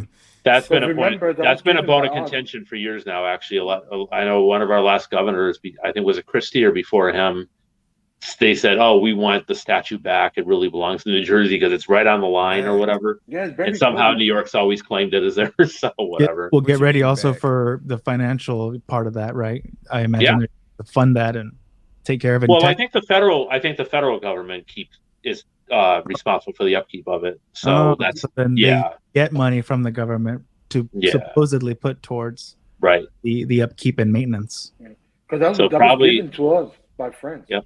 Yes, it was. Mm-hmm. They did a massive. You might remember Lewis. Littrell and Mark might be a little just before their time. I think it was '86. I don't know if you remember Lewis. They did a massive renovation of it, like a facelift, where they did a really nice job. And then when they reopened it, I think it was July 4th of '86. They did a really. So you can probably find the videos on YouTube. They did a really nice job. I was small. Probably was like 4th, 5th grade. Yeah, that's why I don't remember. But it was really kind of dilapidated at that point by the 80s. This was 100. I think it was 1880. So it's 100 years old. And they said it's time to give the lady a facelift. So she's getting old and decrepit, So my question is, why did they put it in New York? Why didn't pick some other part of USA? I want to know the history of that. Probably, I believe. Yeah, it's a fair question. I believe. I should know more. I think it's because it's like New York at the time was the gateway. Sometimes still is, right? Yeah. But Ellis Island and all that stuff. It's right near Ellis Island, as you probably know, Lewis, right? So yeah. I would guess logistically it made sense to leave it there. Yeah, that's where because they had to tug it on a boat or whatever. They couldn't get any further inland or something. Right? Or that makes sense. Yeah, it's its own little island. Ellis Island, its own island. But Lewis is right. You can access both of them faster from Jersey. In fact, there's a You could land. even swim to it. You could swim if you're a good swimmer. You could if you wanted to. Yeah. There's not too cold or shark infested. Yeah. How are the beaches in Jersey City compared to New York, or just Jersey City? How's the beach? Well, there's no beaches in Jersey City, but you got to go to the shore for that. But really, I didn't know that. There's marinas. I mean, there's boats. Don't get me wrong, but you wouldn't go swimming there. I didn't know. I wouldn't advise going in the water there. It's kind of might be polluted, you know. But some people paddle board because I saw Casey. Oh yeah. Oh, I've seen people fishing off the piers. I mean, people do it. I don't know if I think I'd make sure it was. I don't know if I'd eat it. Maybe I'd throw it back. I don't know. God, what if you sanitize runoff? Right? You're saying? Yeah. Well, GE had polluted the Hudson River for years and years, and then they forced them to clean it up. I think about I don't know, 20 years ago. Or I Cave Davis up in that. The very fetching water bottle you have there. Well, you know what? It's custom. I got a custom, and it was a limited edition, and you can't have it. Is that where the airplane landed, the crash, that everybody got safe? Which one? Remember that the guy crashed the airplane? It got crashed by. Sully. Yeah, that was Sully. Yep, that was literally. I mean, half a mile from where I am. Not even in the Hudson River.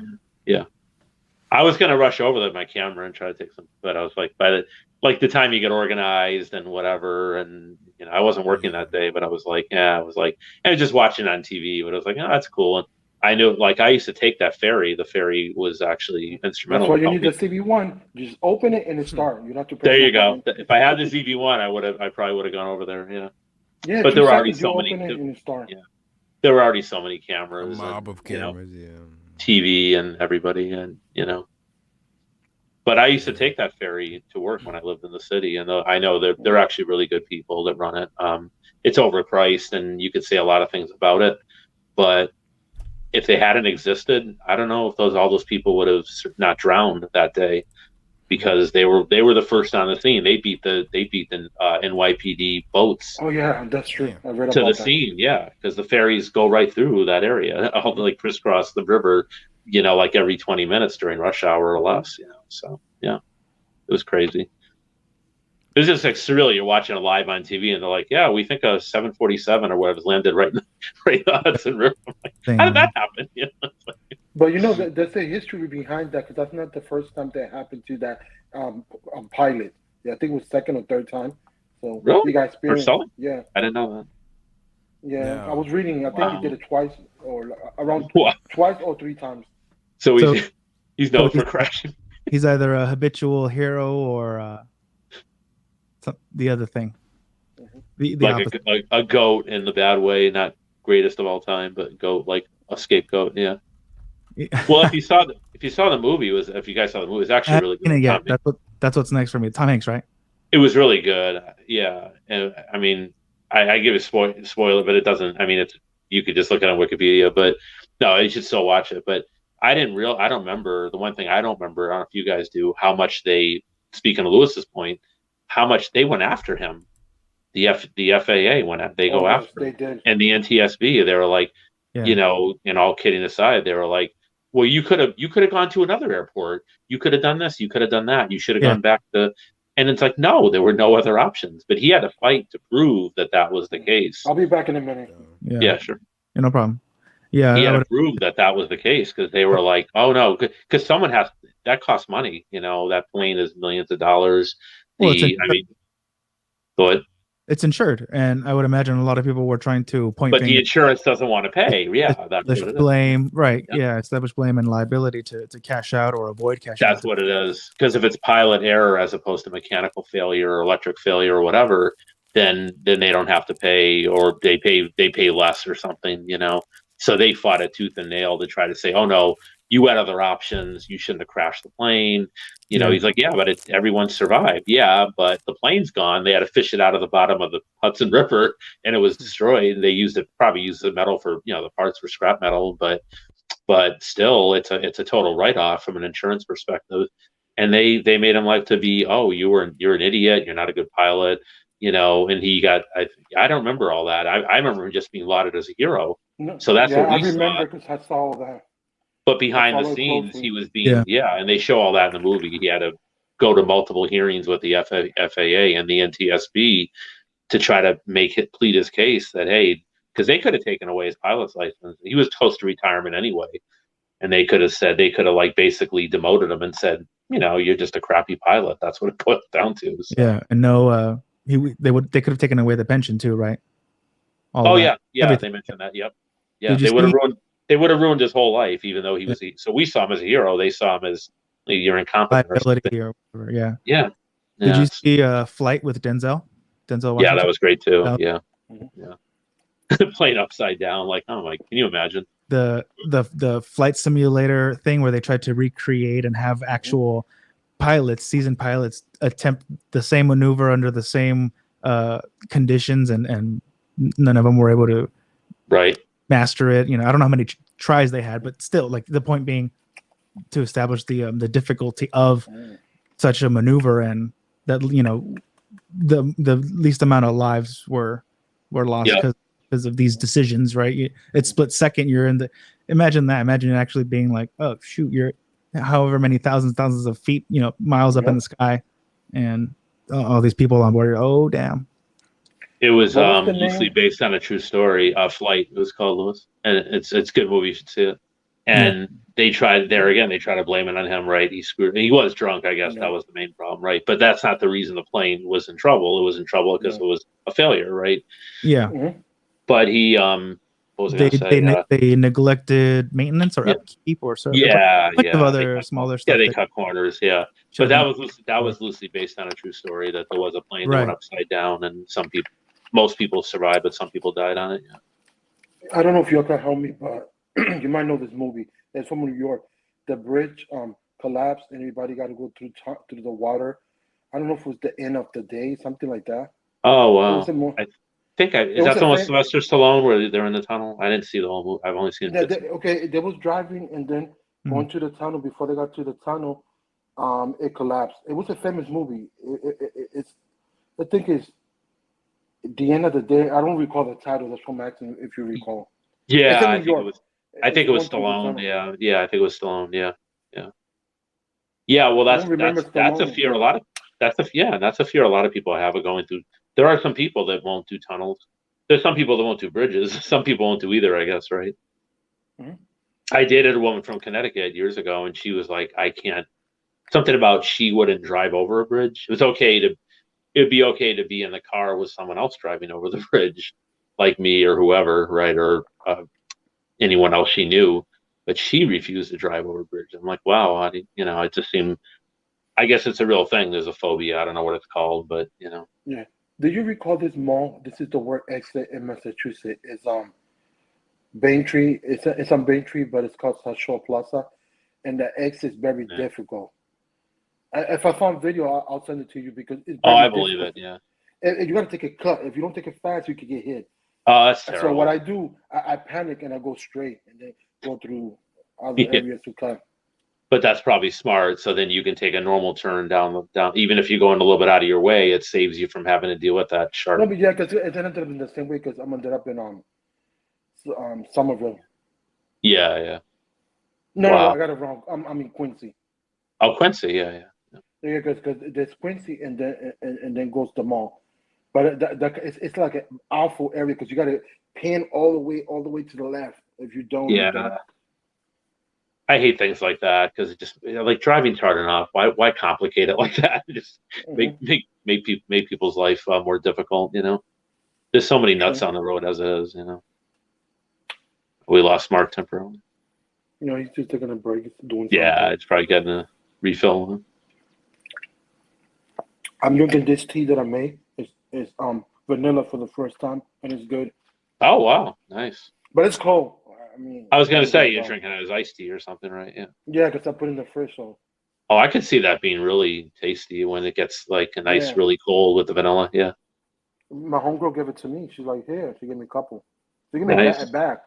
Yeah. Nice. Because her two brothers are my cousin, but her sister are older. They're from a different father.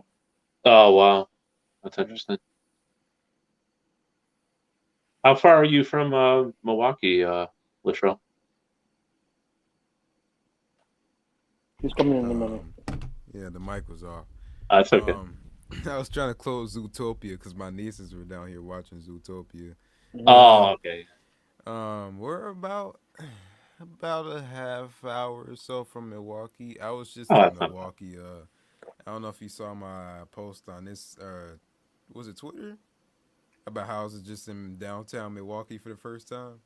Oh, cool. Cool. Okay. Yeah, it's a nice city, man. I love. Let me check the comments. City. Yeah. Yeah, but Yeah, ain't I've no heard way some. in hell I've I heard. would move to Milwaukee with all that crime over there. I've heard that. Yeah, I know this. Yeah. I mean, bro. For the size of Milwaukee, like they might have worse crime than Chicago. Right. In my opinion, even my Yeah. dad agrees with me on that statement. It's crazy. I wonder what is the worst city of the United States in crime. It's got to be Detroit. Yeah. If I had to guess, I'd probably agree. I think you can. Look it up. Worst crime and worst drivers. Up, Mark. Yes, tell me, the other podcast that I follow, the other streamers, the ones that told you about Shark, that they're in the reselling niche. They looked up. They looked up like murders per capita or something like that. Not to get too, what's the word? Damn it. There's a word for that. Morose or depressing. Dang it. Morbid, I guess. Yeah. But they. I've never heard of that word before. They. I'm not sure of the definition or the meaning, but I know what it means when someone says it or uses it. Right. Yeah. So, I think they looked up. Damn, who took the number one? Basically, everyone guessed. Everyone guessed wrong, and I was like, "What the hell?" Now I need to look it up. Dang it! I didn't want to type this in my search because I agree to every app and website. So. Oh right. Let's see. Oh, and the other one is what is the worst drivers in United States city? Oh, that's got to be Boston. No, I'm just kidding. No, it probably is Boston. It's not easy to drive. Actually, you know what? I feel like it would be somewhere in Texas because Texas has some. Oh yeah, I heard about that. Every time St. I go Louis, to Texas Missouri. on the highway, it's just stupid drivers. What? St. Louis is the murder capital of the highest per capita. Wow. Okay, that would make sense then. I guess I wouldn't think of it though as the first one. Definitely. Me neither. No, St. Louis is pretty bad, bro. Yeah, honestly, I know. I thought. What is it? I thought. The name is on the tip of my tongue. Mark, what about drivers? What do you mean, like accidents or something? Yeah, the worst city, worst state driving. Good no shit. No, but I mean, my guess is the worst road quality. My guess will be the highest population, but here we go. 20 cities with the most accidents. Wow. Tennessee. I can't say the name. Murfreesboro. Tennessee? Yeah, heard of it. Yeah. Or what? They have the worst drivers. Wow. Percentage drivers with a prior at-fault accident. I don't know if that's the that makes sense. Oh wow. I would have thought Florida because there's some really bad drivers. Yeah, that's what I'm saying. About to say. Yeah. Yeah, I was busting your chops about Boston. There's bad drivers in New York. In any big city, you're gonna have some bad drivers, right? Right. It's a numbers game. But you know what? They're all competing to get the worst numbers. The people that drive shift stick and then a hill and they go back and forth, then a hill, and you were like, chill. Yeah, I know. In San Fran, Mark, I'm sure Mark can attest to. San Fran is terrible at that. I was just having this conversation with my friend how one of my friends just got this $10,000 car a month ago, and just like what was it, 2 weeks ago, if that, I already crashed it. Oh damn! My street is like a 20-mile-an-hour street, and there's a whole bunch of construction and everything. He was going 70 down there. What? And I don't know what happened, but it's just like, you don't care for his life. Huh? You don't care for his life at 70 and at 20? I don't know, bro. Because, like, he ended up on the curb of the street, which that's surprising. That's all that happened. The car didn't even flip or anything. And my friend asked him, he was like, why was he even going that fast? He was just like, I don't know, bro. I just like going fast. And when I get a new car, the same thing gonna happen again. This dude just dumb. Wow. Dumb. Yeah. And that's how, you know what? Because I live down the street from a high school. So every time they get out of school, dumbass drivers just showing out and whatever and just being stupid. Every time school gets out, going down my street. Is that the high So school you I went avoid to? those times at all times, especially because there's a lot of traffic too. Wow. Yeah. Oh, you're talking Is about the that parents coming to pick them up are crazy drivers. Is that what you're saying? No, the students. Oh, the But the students parents too. themselves. Oh, The some parents, have cars as their. all of them. Yes, all of Wow. them. Yeah, that makes sense. Like once they're juniors or seniors, they get their license and they're hell on wheels, right? And they're like, all right, bet. Yeah, right. Yeah. Trying to get to whipping this bitch. There were a few kids in my high school that drove, but not many. Maybe it's different now. I don't know. Yeah, nobody drove my high I school. didn't Only get my my sister, license but she's until. not. Wait, no, Out I of my high didn't. school. I didn't get my license in high school. I never cared enough. I Well- was like, my house is down the street. I just go to school and back home anyway, so who cares? Oh, yeah. And I get rides from my friend's mom. Who cares? I Oh, don't that gotta makes pay sense. for. I'm not trying to pay for that. Which is smart. Yeah, some of the excuses I heard were, oh, I don't want to pay the additional fee to take the classes.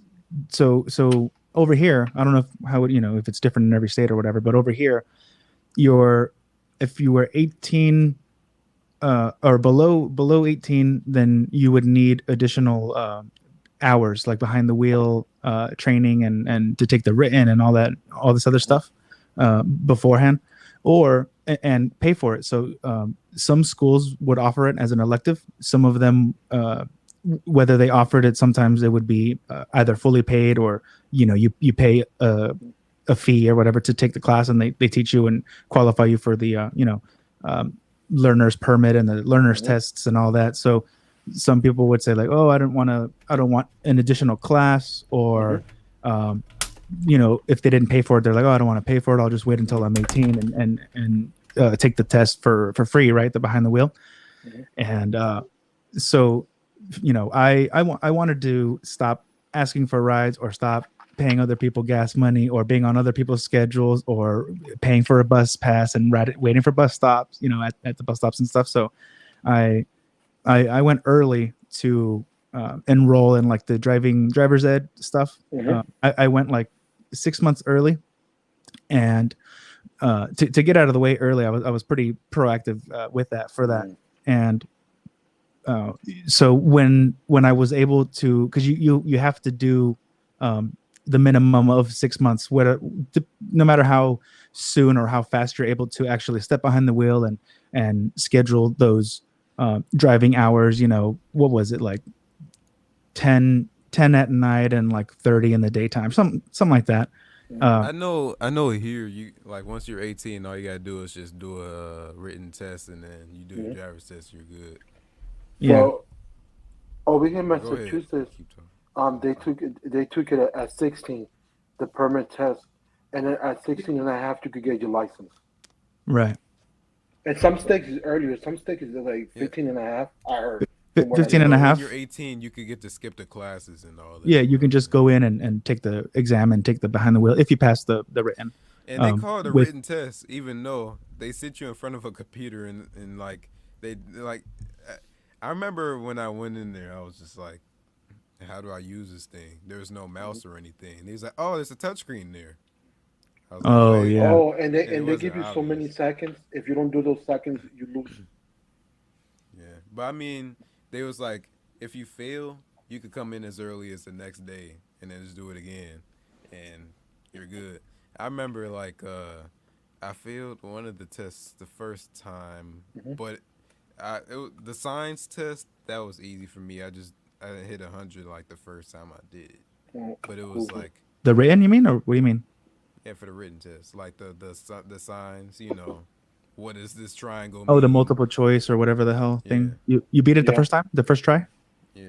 You got 100 on it. Yeah, I got the paper still. I think I gotta find it. It's pretty good. I think that is really good. I think out of my siblings, I was the only one that passed it on the first try. You're allowed 8 errors. I got 6 or something like that. And I'm like, ooh, hell yeah.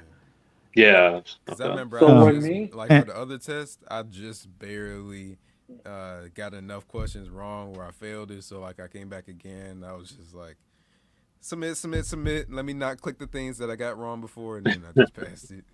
Yeah, what I was gonna say, long story short, is because I did all of that stuff that you have to do early.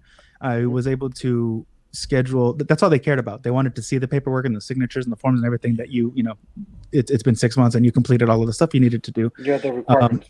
I took the driver test for the license 6 months early, so Oh, wow. I was able to actually get my license issued to me somewhere maybe 5 to 6 months early, because I went early. I waited almost like right till I was 15, so I wanted to get a jump on it. So by the time I was able to take the learner's permit to do it, so because of how it was timed, and that bureaucracy, like for whatever reason, they I guess they could have like blocked it, but it probably would have been more work for them because they were going to need to issue my license to me anyways, because everything was correct and in order and completed and up to par. Yeah. So I was 15 and a half with a car that cost $500. I 91 Acura Legend that. Oh, I remember those. Oh yeah, they're nice. Sunroof, black on black, 4-speed. It was the coupe, the 2-door. So, but all four windows went down. So the two little quarter triangle windows in the back had their own button and everything. Heated seats, soft slam door. I remember what trunk those, pop. I remember with them cars, you had the thing where you twist it to open the window and bring it down. You had to get that work in. This one was power. This one was power. It was pinnacle luxury of 1991. It was my first time I failed my license. The second time I passed, and the only reason I failed because I was parallel parking, and I did it correct. But I thought it was too far, so I wanted to parallel park more closer, and I scraped the rims. That's the only reason I failed. Yeah. Other than that, passed everything. So because you don't want to be too far from the curb. You don't want to be. Yeah, you don't want to. I was perfect, but I was thinking that I was too far. The driver's test isn't really even too hard. All they have you do is like what is it? A Y turn, a U turn. They just have you turn in the signaling, some other things like following, that. Staying in the line. It's just like, and then it's just things like make sure that you signal before you change into other lanes you pass.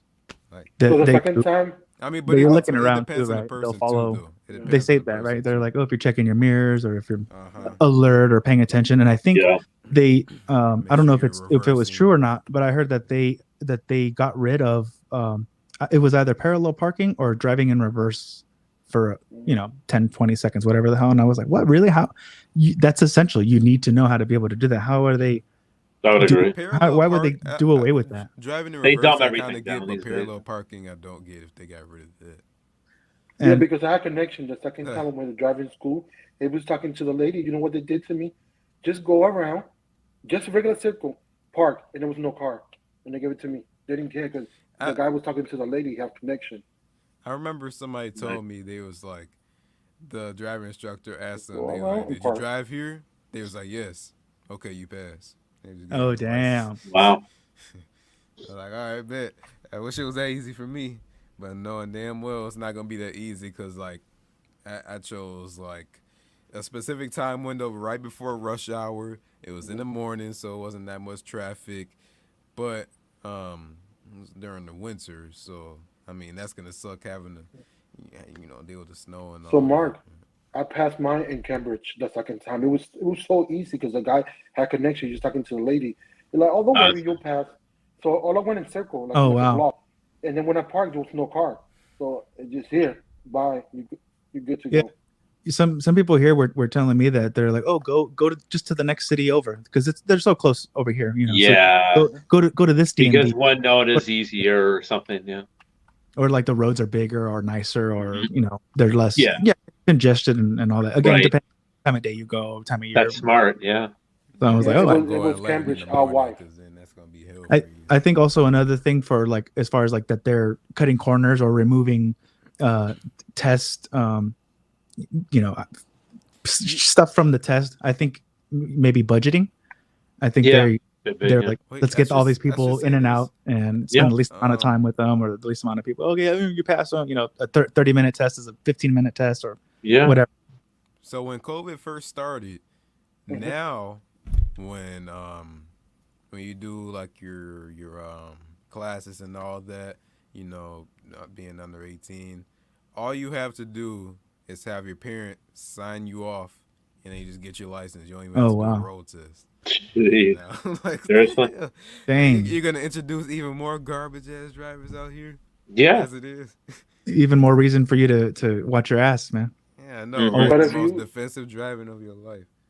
But if you're under Yeah. certain age and you get your license, oh man, that insurance is going to be so high because you don't have the requirements 5 years of driving experience.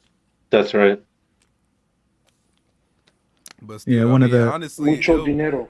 I know a Yep. lot of parents make agreements with their kids. They're just like, well, honestly, I don't know, because even a lot of parents just pay for their kids' insurance. They just throw it on their insurance. Yeah, Yeah. that's true. Bundled, right? And because they've been if they've been with them for a long time, they get a better rate. Okay, or little whatever. Johnny Jr., go ahead and get on Yeah. parent Yeah. thing now. I was on my parents for a bit, but eventually they were like, "Yeah, we're gonna need to charge you this much." I'm like, "Okay, that's fair. Never mind. I'll shop around somewhere else." He said, I'll take the city bus then. That's fine. I'll tell you, No, fellas, wait. Yeah. Mark, did you ever say what city you live in? Yeah, I know you just said Silicon Valley, but yeah. I've said I it. know You want me to if say you- it now, or what's your question? I was just curious. It's like, where does? Oh wait, I know. He lives in Fremont. Mr. NTFTW. You know, Michael. Oh, right, yeah. Oh, yeah. Y'all was talking about that whole internet outage thing.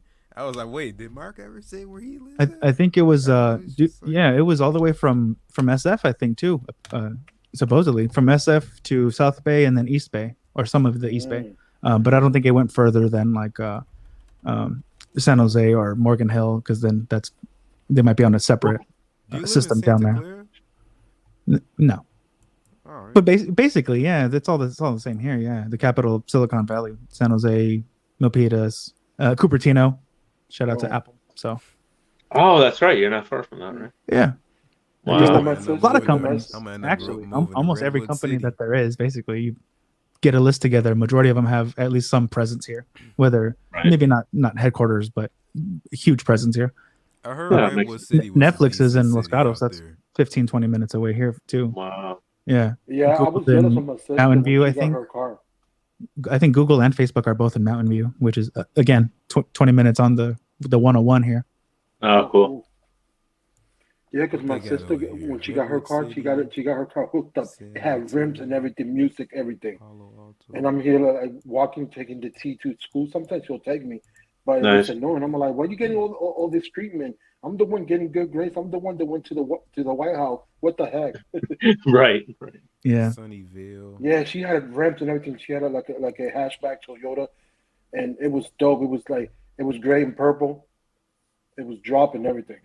nice. Wow. Man.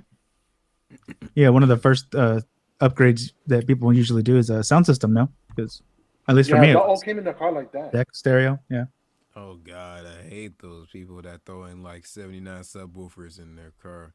It'll just be that one person just pulling up. You can't even hear the lyrics of the song. All you hear is just them pulling up. the just distortion. creeping up Yeah. Yeah. Shut your ass up! Don't nobody care. Not Yep. your music. People are still Yeah. doing that, man. My I'm like, friend It is oh. gotta good. be, it You gotta know be a what? Latino Eh. person. My friend that I was just with, and I was telling the one who was telling me about the dude who the stupid driver. He was telling me like one of my other friends that I grew up with in school. He was selling, maybe he's selling a phone to him or something like that, because he fixes phones. You know, he does that type of thing, and like he just pulled up to his house.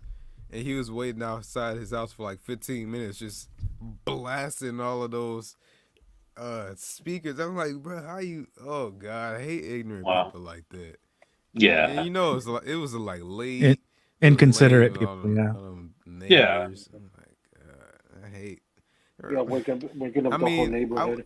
I will put You're right. I will put some subwoofers in there so I can feel the bass a little bit, but I'm not trying to overblow my car with just like bass and Yeah.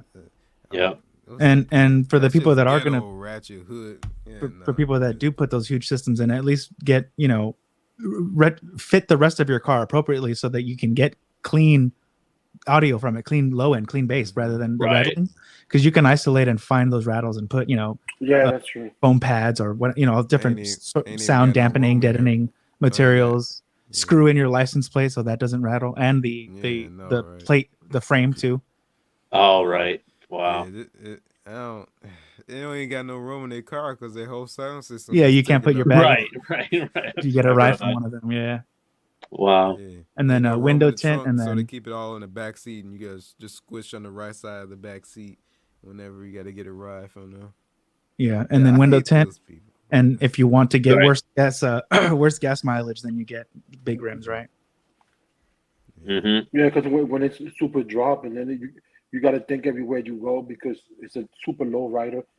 There's different levels of. You're gonna just leave a parking lot and scrape your car. Yeah, right.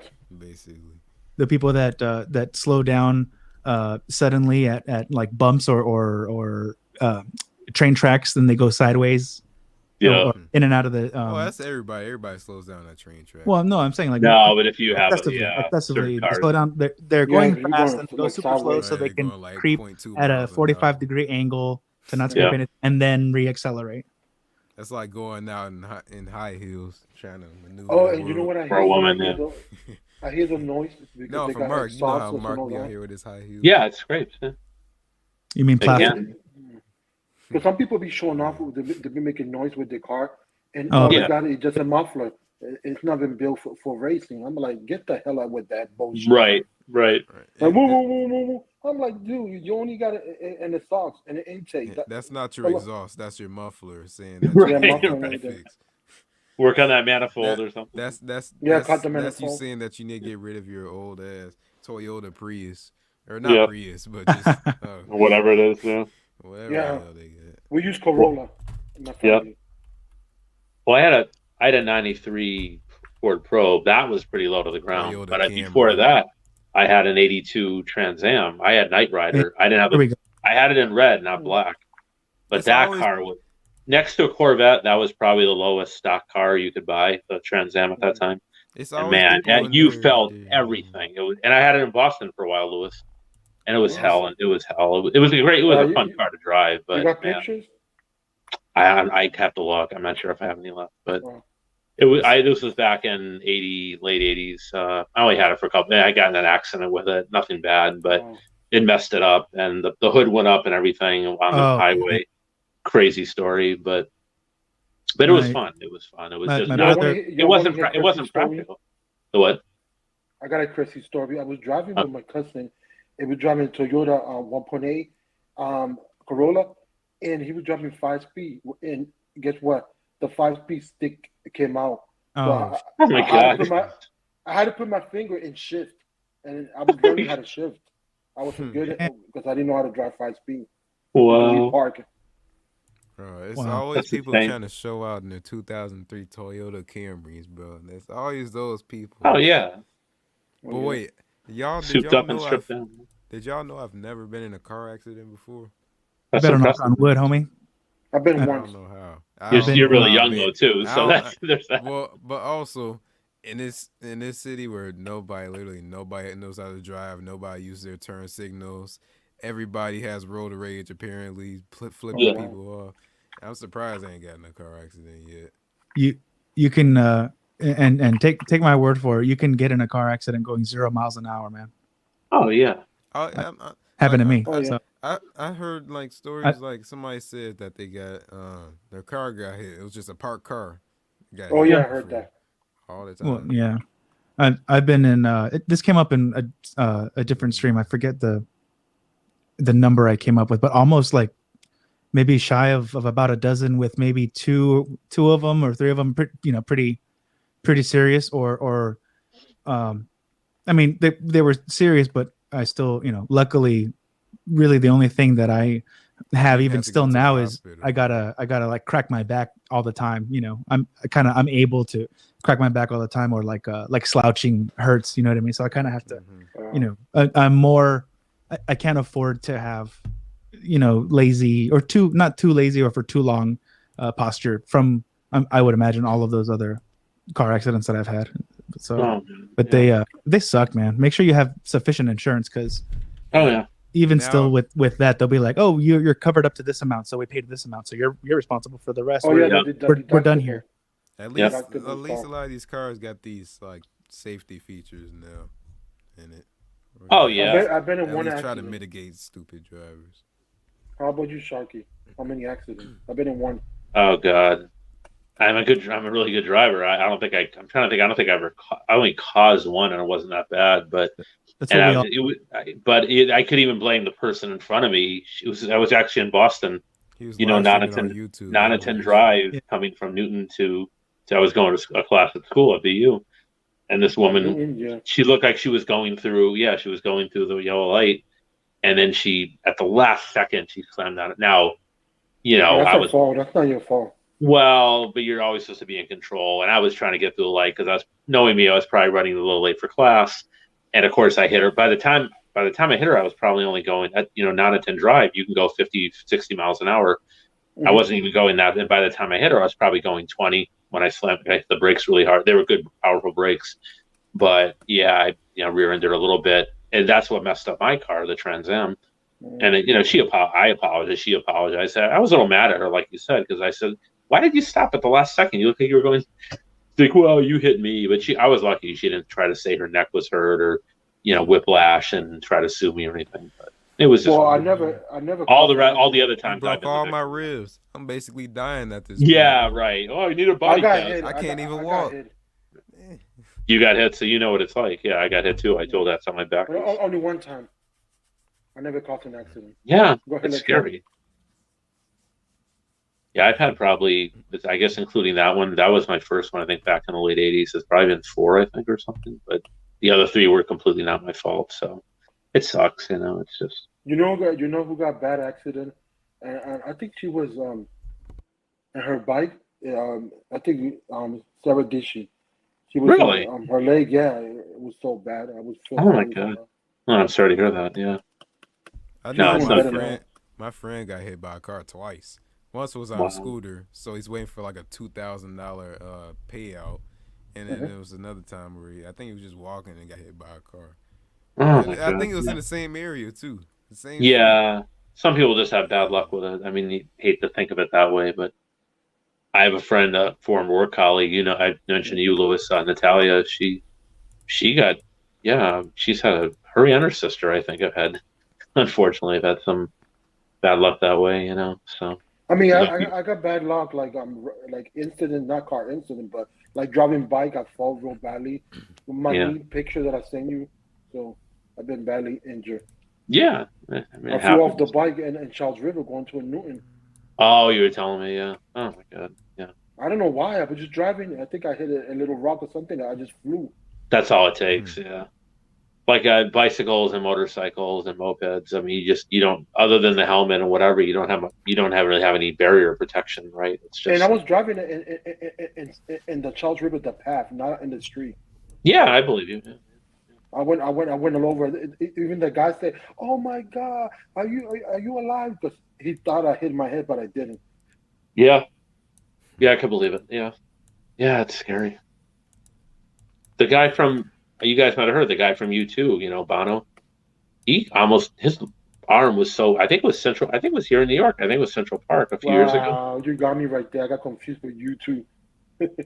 U2, the band. Yeah, not U2. Yeah. Sorry. Bono, the lead singer. He's a great singer, and his whole arm was like, I think he has a metal rod in it. It wasn't like he was going to lose it, like it was severed, but it was. It was like shattered in multiple bones. Yeah, it wasn't even just like broken. It was like, so he has almost like a bionic like scoop, like some kind of a semi-artificial, or it's not artificial. It's a real limb, but it's still his arm. But there's metal rods and plates in there because it was really badly messed up. Yeah, you just can't be too careful. I don't know. I try to take it one day at a time. That's all you can do. The worst thing that I saw is I got mad because I saved this lady. She was going on the train. Why do you want to go to the train with a carriage with a kid? The door hit the carriage, and lucky that I was near the door. I pulled it with everything. I pulled her inside. She was able to get inside, and all I did is I freaked out, and everybody freaked out. And I got in front of everybody. I didn't know what to do, and then I said sorry, and her kid was crying and everything. Oh my God! And then she goes, "I'm going to sue the company." And we looked at her like. It's your fault. You was running to get the train. It was literally she had a cabbage, the vegetable, like. No, cabbage. Carrying the baby. Oh, carrot. I'm sorry. I thought, yeah. Yeah. Excuse my bad English. No, it's okay. Yeah. Yeah. Well, was it one of those carriages like they you take to, or you mean the actual subway train, right? Yeah, she was with the baby. Yeah. That's Oh, wow. I got still out. Oh, the baby carriage. Sorry, I'm thinking of something else. Yeah, she was going in, and the carriage it hit her halfway. Oh. And something came over me. I did incredible. I pulled the whole thing in 2 seconds. I didn't think. So everybody was happy because I reacted. You were like a hero. Yeah, you were a hero. Yeah, my God. Because I was the closest one. Everybody was far because it wasn't full. It was like 12 noon time. So. And this happened in Copley, Bad Bay. This is what. Oh wow, yeah. So she just missed time getting into. She probably went a little too late into the thing as it was. She was running for it, but I mean, you don't do that with a kid. No, that part was her fault. Yeah, but you probably helped save the baby. You know. She started crying because I cast off real badly. I even swear at her because I got nervous. I said, check the kid. Stop being freaking out. Be a mother. I mean, why you ran if you can't? I said, what the fuck? Right. Just lift him up carefully. Don't move his head and check him every part of the body if the kid is doing good. And the kid was like, what, 6-7 months? Wow. He was probably crying, right? Yeah, they don't know. Yeah, that was the worst experience that I saw in my own eyes. Wow. Yeah. That's why I don't run for trains. Nope, I don't do that. Oh, yeah. You get to an age like it's not worth it. Yeah, I agree. There's always another one, right? If you're late, you're late. It's like it's not worth your life or whatever. My neighbor, she ran for the bus, and the bus left her because then you see her, and she fell, and she got busted, her face and everything. Yeah, it's not funny. I mean, it's I told you I tripped earlier this week. Yeah, and you saw my picture for my niece that I got pissed on. So yeah, I got something in my eye. Yeah. It's weird. I mean, it's just, you're trying to be too fatalistic, but stuff happens. I mean, you just don't always have control over it, True. How about you, Louis? The trailer was quiet. Yeah, he's up to something over there. Yeah, I'm up to my devious deeds. What does Flossie Carter call it? Scumbag activities? Scumbag activities. Oh, yeah, that's true. Excuse me. Ladies. Yeah. That's right. No other procedures. Ladies. Yeah, out of every creator, I think he's the most that got most phrases, catchy phrases that he made. I was looking around. I was distracted looking around San Francisco for some reason. I really want to visit San Francisco, like badly. Like I really want to see San Francisco. That's one of my number one places I want to vacation to. Okay, there's 2 places I want to go vacation. So you're talking about that subject, is Hawaii and go to Greece. I want to go to Greece. Greece? Oh yeah, beautiful. Oh yeah. Hawaii's supposed to be beautiful too. I'd like to see both too. And the reason because one of my bosses, she was from Greece and she was beautiful. Mm-hmm. At one point, I really wanted to go to Sweden. I still want to go to Sweden, but I don't know. It's just like a certain point in my life, I was like, bro, I need to go to Sweden. I had no idea why. Some parts are beautiful, I'm sure. Yeah. You realize you'd be one of like 10 black men in Sweden, right? No, but hey, you never know. You can I'm just playing. Your wifey out there. Yes, Mark. Your wife. You do lose $0 from the stream that you was gonna get. Honestly, nothing really happens anymore. They used to like block videos worldwide and stuff like that, but now you just get a copyright strike. They don't. Oh, why? What happened? What was it? You see his comments? No, it wasn't. What is he doing? Yeah, you can look at him. He's commented, but he's not in the stream. What the hell, man? He said, "Do you guys know what blah blah blah blah?" What is the other one? Oh yeah. You can look at it on the actual app. You don't have to get out. Yeah. Just gotta be careful. You don't hit the dumb button. Look at this though. I don't know if Mark is like at his computer to do this, but I mean, just look at this. This is San Francisco, just so beautiful, man. Yeah. But at the same time, I mean, I'm sure I hear this from everybody. You know who lives out there? But everybody just complains about how terrible their city is. Yeah. Well, think of it this way. Think of it this way, Latrell. If you come to Boston, you got a tour guide in Lewis. If you come to New York or Jersey City, you got me. And if you go to San Fran, you got Mark, right? So you're covered. Right in the stream, you're covered. Wow. Boston was a place I wanted to go to. Yeah, that's great. That's crazy. You know from San Francisco? El Jefe. But this is just ugly. What the hell is this cabling and stuff up here? Yeah. Oh, that's probably for the That's probably for I know that's for the streetcars and whatever. The trolley. But they have it out here. We got trolleys and all that, but it don't look like that. Oh, really? But those are the old. That's the old school trolley. Yeah, we have the old school trolley too. Oh, okay. Like, well, excuse. No, just. I know what you mean. Yeah. That's cool. I didn't know Kenosha had that. Like this is what I mean. If I could pull it up, is there like? I like they're saying chart a better course. What is called that jail in San Francisco? Like this is what I was talking about. Alcatraz. Like these type of trolleys. Alcatraz, yeah. Wow. Oh wow. Oh, that's old school. You're not kidding. Yeah, but you can see the cabling isn't ugly or anything like that. But that's they are those like original cars they restored from the 30s or 40s or something. Yeah, there's like a restaurant out here where it's like the building itself was from an original streetcar. I think they said. Oh wow, that'd be fun. And that's like, and they're honestly like kind of famous-ish because they showed up on there's this one Food Network show. I forgot what it's called. But they was on there like twice already. Wow. But I've never been on this before, but it's like $1 to ride it. But it's just like one of those tourist things that the locals never use. Right. Because it's probably slow moving and it doesn't really go where you need it to go. And but it's a fun nostalgic look back at the past, right? For $1, I mean. Yeah. I wonder if Mark knows this because now you say network food. You know Guy Fieri and Bobby Flat, yeah. I used to watch that. He's not bad. I'm not his biggest fan, but real quick. Hey, so if you can cook, I don't care. If I let you know. Oh yeah. So he's got skills. There's no question. I'm gonna show y'all. And Bobby Flat. I like Bobby Flat. Yeah, I like him better than Guy Fieri. Yeah. Let me see here. Well, Guy Fieri doesn't even cook that much, right? He's more like he just goes around the diners and all that stuff, right? Oh yeah, tasting food and all that. Diners, dives, burgers, whatever it is. I think that's what I was that's what I was thinking about. That's the name I was trying to figure out. But this is the city that I want to visit most. This is Madison. Wisconsin? Yeah. It's a really beautiful city. And I think I'm gonna go there on the 20th. Not exactly sure. I don't know if this is the main downtown part I was looking for. How far is that from your house? 2 hours. Oh, that's far. Wow. Yeah, I don't realize how big Wisconsin is sometimes. See, this is like I would way rather move here than Milwaukee.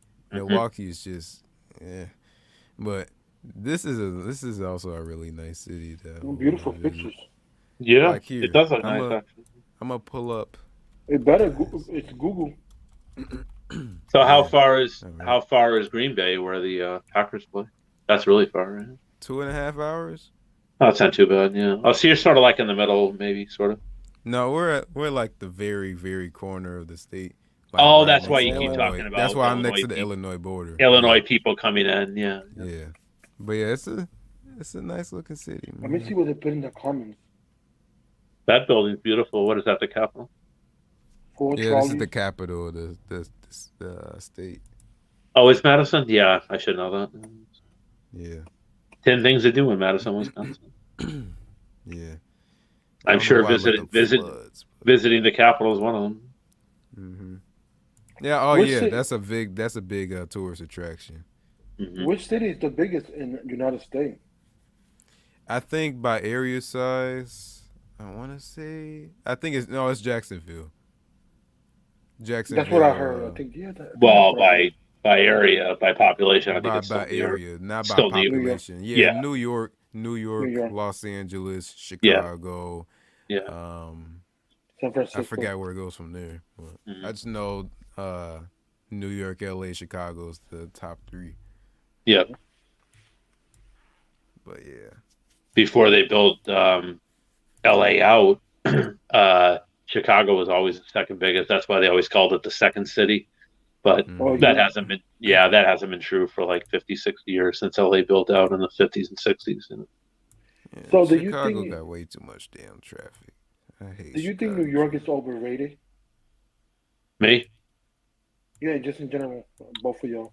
I think a little bit. I mean, it's great. Don't get me wrong. I mean, you know, you've been here, and it's like, Well, you know what I like? it gets a little played out like anything else. I've been here. Maybe I've been here too long. You know what I mean? So I've kind of desensitized. If that's just like maybe you with Boston, like you said, you know, That's right? how But maybe that's.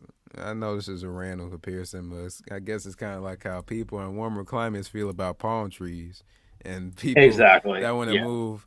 One of You the take main it reasons they want to move is because of palm trees. I'm like they're just palm trees. right, It's yeah, I but see you not that take palm it. trees all special. the time in But Puerto you Rico. take it for granted, I guess. After a while, that's Yeah, kind of Lewis's point, right? yeah, but Yeah. yeah, you just look at it and you're like, oh, it's a palm tree, I guess. Cool. Right. That's That's how You know my about it. that mom feels. that was one of my worst incidents. Back in Puerto Rico, where my grand used to live, my grandmother, she had a Hmm. palm tree. So I learned how to climb it. I was not an expert, so I was bringing coconuts down, and I missed, and from the top I went down. Luckily, I Oh died. no! I was Wow. like 12. Oh, that's scary. Were you badly hurt or not too bad? I just got up and my back was hurting, but I asked Mhm. my cousin to crack it, and he did a good job. Lucky he didn't mess me up. Wow. Wow. Yeah, And it's since that scary, day, man. I stopped getting coconut Yeah, because right. I thought I would tar sand. I'm like, Right. oh, yo puedo. That means I could. Yo puedo in Spanish. Sure enough. Right. And I did it bare. The only thing that I have is socks and gloves. That's all I did it. Wow. Brave man. Brave man. Mark, I was just gonna say, where the hell is you, Say man? something. You You know just what? like ditched the whole damn The stream. Trizzy, that's for the OnlyFans and the members only stream. So you're gonna have to give me your credit card info and all that, or Wow, crypto. we've been over here 2 hours and 6 minutes. Wow. Yeah, time flies, right? Having fun. This is. I mean, it's good, but the only thing bad about StreamYard is it'll give you 20 hours per month. That's my research. I think I'm still He with my 1 month. I paid for 1 month. Okay, cool. Yeah. You know, But Mark, I'll talk to you in the DM. I'm not gonna say this loud, but you Okie can dokie. get it for cheaper. you know what? I'll DM you. This is random, but I just out of nowhere, I have a craving for Chewy Jolly Ranchers. I feel like just going to Walgreens and get What's some Chewy the? Jolly Ranchers. I was gonna say how far is the closest store that carries what you want, and do you guys also have Postmates, dude?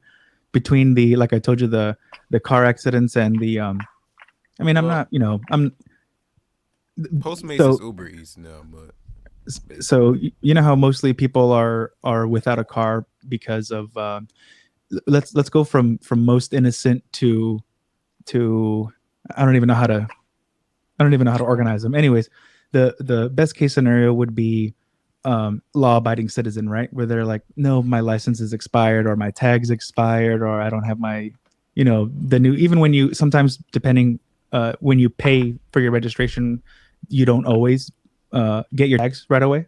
Sometimes it takes a little bit, or they'll mail them to you, or you'll if you're willing to go in person, they'll give you, give them to you right then and there with your receipt. So, but I don't know anyone who, at least over here, maybe it's different in other places where they'll drive with expired, or won't drive rather with expired tags. And then secondly would be if you, I guess, uninsured, right?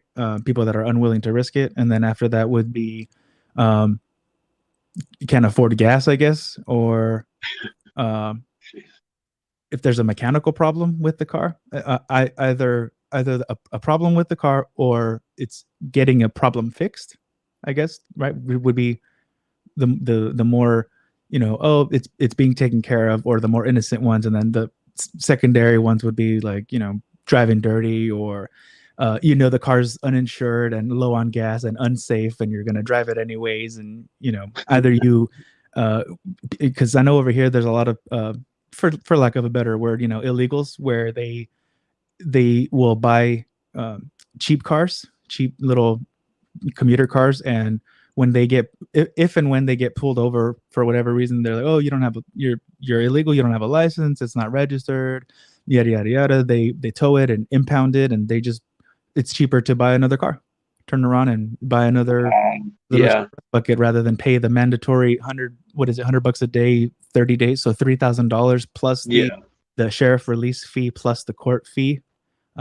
plus the whatever your ticket is or whatever you're going to do about the ticket, fight it or right.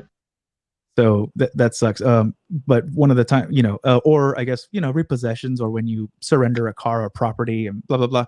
Anyways, one of those times when you're like, I envy people who are carless,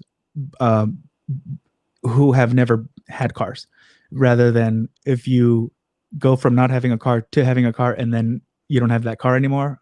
It sucks. Yeah, absolutely. It sucks so hard, man. Because you don't miss what you never had, right? So it's like, right, yeah. Well, you're already used to however you get around, or buses, or whatever, that makes sense. That. To the night and day difference of you have your own car, a car for you. It doesn't have to be nice or expensive, whatever. Like it turns on, there's gas in it, it runs, it's insured, and it's ready whenever you are to go wherever you want to go. No passengers. It brings you places at decent traveling speeds. And then you get used to that and take that for granted, and then when you have to go without a car, now, Mark, how often do they issue parking tickets out there? Oh man, all the time. You have to. I mean, damn, they issue parking tickets like once every 2 years out here, man. Oh damn! Wow, that's awesome. That's what it seemed like, at least, because I very rarely see parking tickets out here. They never issue them. Like, are you talking about like people who like park in a red or a no parking overnight, or like stored cars? Just like, well, I guess both, either or. People get tickets in my street left and right. Yeah. I'm close to downtown. They're very lax about tourist areas. Yeah. Even downtown, I don't really see parking tickets down there. Yeah, because there's some areas. So where I live, there's a lot of apartment complexes and like halfway homes and stuff like that. So the few of them that have their own parking built in, like they've got that handled. But usually it's only one, right? Like you would have, say 2 people or 3 people, say mom, dad, and a kid or teenager, that they have 3 cars, but only 1 parking spot is provided for. So you've got this family multiplied by however many people from the same building or from other buildings on the same block, all of them fighting for street parking. So wow. So you also have some people. I've seen cars, not recently, but like, dude, last year before, there's people that like you obviously, I guess, just shy of being abandoned, but spider webs and stuff and super dusty, layers of dust, thick layers of dust starting to form on like vans or trucks that have been parked under trees in illegal parking spot, but for obviously more than the 72 hours that is allowed. Yeah. So crazy. Now here's the thing though. I guess I didn't mention, like, people do get parking tickets like during the winter because we have the alternate parking thing, when it snows and all that, so the snow plows can, clear the streets out. Oh yeah. And some people don't move their cars, so they'll get a ticket that way. Like, I'm sure it's the same thing in Jersey City with alternate parking and all that. Oh yeah. Oh, it's horrible here with that in New York. Yeah, you wouldn't like that part here, Latrell. It's like they give out tickets like candy. Now it's gotten a little better over the last few years and with the pandemic, but they love giving out tickets. Yeah. Is there every place that snows they get alternate parking? Or you know what? Not just that, street sweeping too. Yep. Yeah, street sweeping. Over here, where loud ass street sweepers. Where I am, it's once a month, but in some places, I don't know if it's all neighborhoods in San Francisco, but I remember when we were working up there for one of our clients that they have weekly street sweeping. So you got to be, that's 4 times as much chance that you're gonna be inconvenienced or risk getting a ticket. You know what I mean? So we have a weekly here too, and you don't have to move for street sweepers out here. The street sweepers. Wow. No, over here, any little thing that they could ticket you and get some money for it, they'll do it, man. Oh, it's huge revenue. Over here is where I live is Monday and Thursday, different side of the street. And also, Yeah, right. do not come after 6:30 to 7 o'clock because it'll be like 2 or 3 hours to get a parking. That's how difficult it's my street. Wow. Over here, I think on like, for example, our street sweeping, there's an AM and then a PM. So one side of the street is AM, and then after a certain part, you have like an hour or 2 hours to take over the freshly swept, this side of the street, and keep the other side vacant for when they make their round and turn around and come back. No, we don't do that. We just do Mondays and Thursdays. Yeah, so some of them, they'll have a parking enforcement person following the street sweeper. So they'll go with them. They're paired up and issue all the tickets and take pictures of them too. They take pictures of your car for evidence, for proof. Yeah, that's how they do it here. Yeah. Mm-hmm. I don't. From what I know, they just literally just put out the street sweepers at random times whenever they feel like it. So I don't know if they have a set schedule on that. It's just like one day I'll see a street sweeper going down my street, like, oh, okay, there he is. Haven't seen him in like a few months now. But honestly, I mean, they are pretty busy in the summer though. I just don't know how often they come out because the city doesn't tell you on their website or anything. Literally trying. But honestly, they don't do shit. They throw the dirt around. They come yeah, I would agree. They're not. I mean, they're not helping the cause.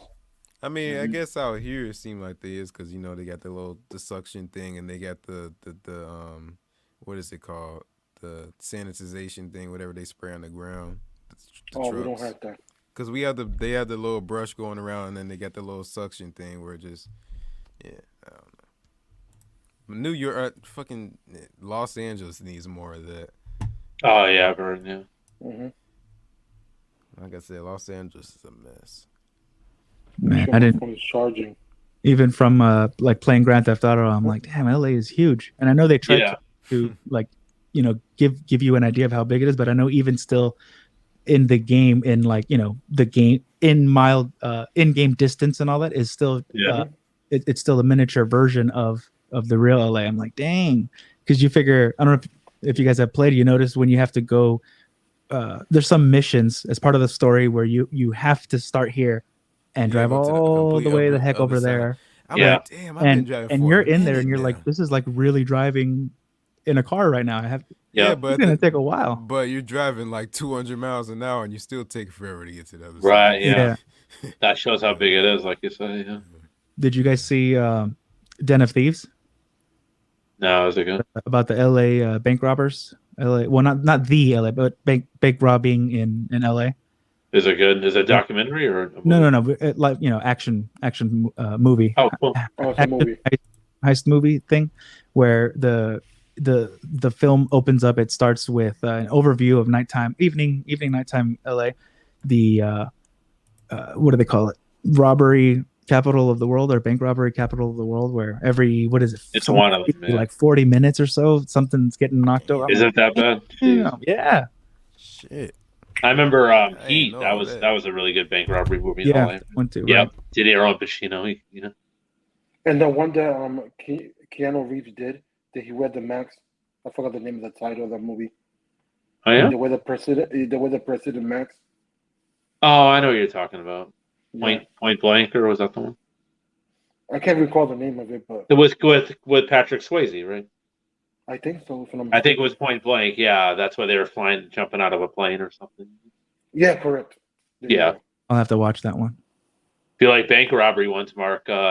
Speaking of Boston, Lewis, I think I was telling you about The Town with Ben Affleck and Jerry. Remember, so you get a nice little overview of Boston because there's 2 or 3 robberies in the movie, and like one's kind of downtown. I think Lewis near Government Center. One is Fenway Park, which is Back Bay. That's where the Red Sox are. And then another one I think is right in Charlestown, or another part. Yeah, it's pretty cool. Yeah, they do a lot of Charlestown. And then on my street, a block away from my street, the next block, they always do filming for blockbuster movies all the time. Wow, cool. Yeah, it's a popular area, right? I think in the movie The Town, didn't they say that a majority of career, was it car thieves or bank robbers are from Charleston?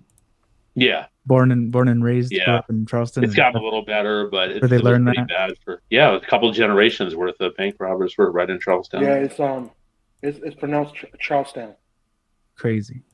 Yeah. Charlestown town. Let me think. What's the other one? So you gotta give me that so time they so I don't. can watch it. They do it that way to not confuse it with Charleston, South Carolina. Yeah. Have you seen Takers? Takers is a pretty good one.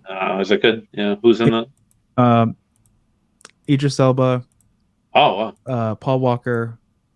Rest in peace. Anakin Skywalker.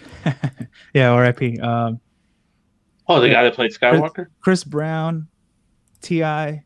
Oh, wow. I forget the other two. Those other two. It's pretty. I guess you would call it star-studded or what have you. Wow. That one's a real nice, good action-packed one. And then I'm sure you guys have seen Training Day. Yeah. Oh yeah, that was good. Yeah. And then there's a whole bunch of like cop robber movies that 50 Cent has been in, either as a main character, supporting character, or like extra in the eventually shows up as a whatever role. I also found out that most of the movies that he's in, 50 Cent, he bankrolls. Imagine that. That's pretty cool. And he's not above dying in his movies, like playing characters that get shot or hurt and killed. And I'm cool. That's pretty sweet. Yeah, I like the Charles Trizzy will be right. Yeah, I think he's got one. We'll be right back. I don't remember. I'm missing the music. Not right. Not Righteous Kill, but he's 50 Cent's in one with I know he's in one with Robert De Niro, but I don't know if Al Pacino was in it or is in it. I think the only two they did together were Heat and Righteous Kill. I think, yeah. I think The Setup or something like that. It's called. Oh yeah. Yeah. What was that movie? They had like 3 parts, but every part was like 3 hours. It was Mafia based. Godfather.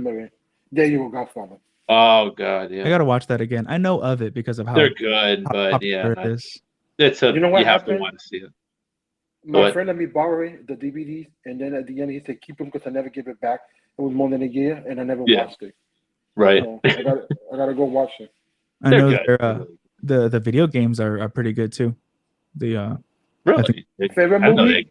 Al Pacino, Scarface. Oh, for sure. Yeah. Did you know? Was that one a remake? Was there an older? Yes, it was. Yeah, there was a back in the 30s. It was a Scarface. Yeah.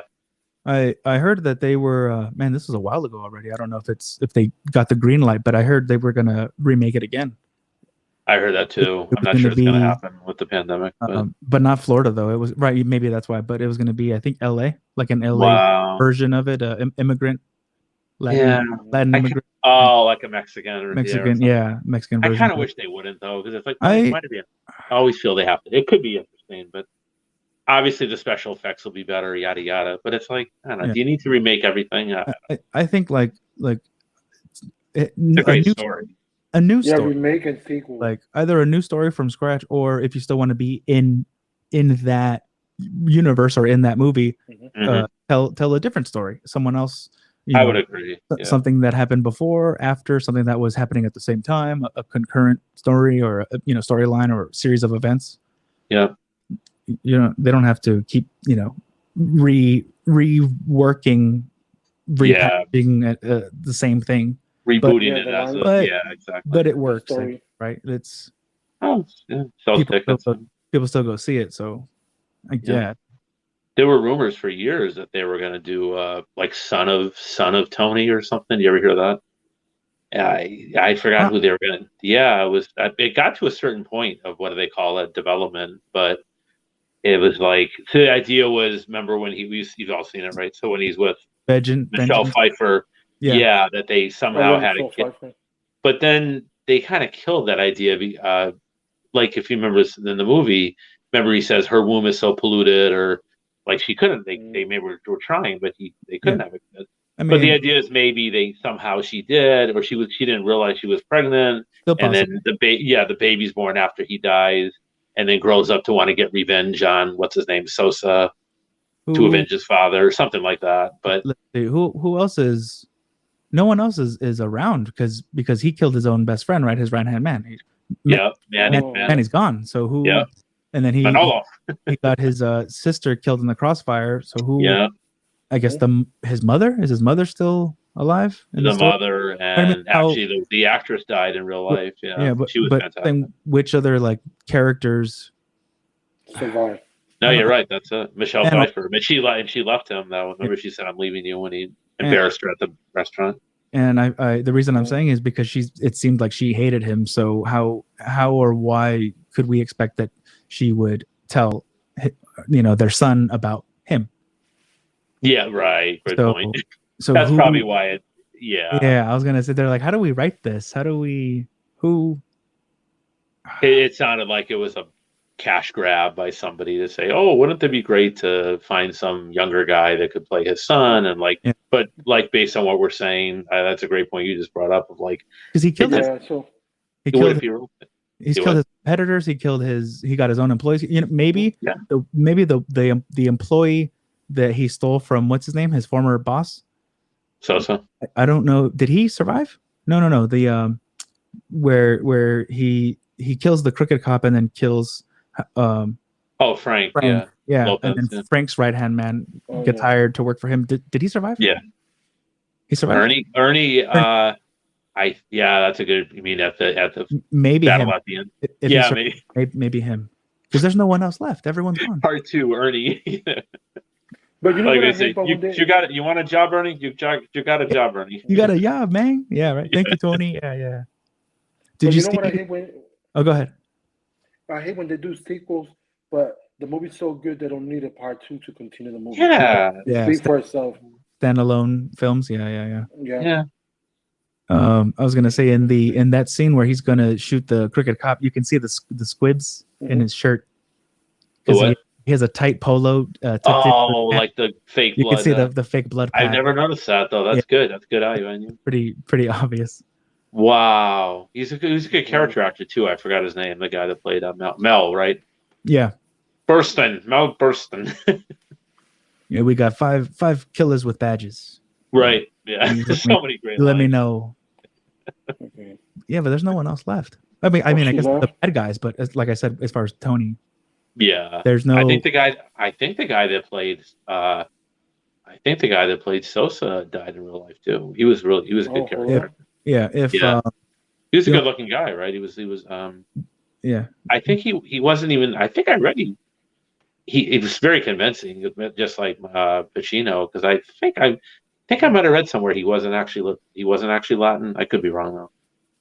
The only thing I can think of is if the say all of the real property and actual assets or shell corporations, otherwise what have you, everything that Tony had and built, if that defaulted to Michelle Pfeiffer and the kid, then maybe they can write in that the bad guy, Tony's past shows up and they try to muscle him out or con him or something, and then this is weird. There would still need to be, I think, someone other than his mom, Tony's son's mom, to guide him or tell him, your dad was a tragic hero, but he, cared about you or cared about your mom, or I don't know. They, you know what I mean? Like that. Yeah, it's almost like they either intentionally killed off like you say, the plot line for a sequel, maybe intentionally, who knows? But yeah. A cautionary tale. Yeah, because there's exactly. Because he just screwed, like you say, he screwed up his entire life. And his own mother, she hated him, and she said, everything you touches dies, or something like that. And it's like, all you do is bring trouble to our family. I love the scene when he first visits her and at the house, right? And she's just like, he's telling the sister all this BS, like, I got all this stuff and I'm running, and she sees right through it. She's like, we haven't seen you in 5 years. They both do. They both do. They both. Yeah, and he's like, doesn't fool either of them. He's like, I'm running political action committee or something. She's like, yeah, at the end of the barrel of a gun. She's like, it's Cubans like you that make us look bad. We work hard and pay our taxes, send our kids to school, and you're running around, you're running around shooting people and, dealing drugs and everything. But that's how he got rich. I mean, it's a tough way to do it. Thinking about this song by Camila Cabello, Havana. Havana. Was that in the film? No, it No, that's not Oh. in the film. You got me thinking because you say. but it's of that Havana. era. Yeah.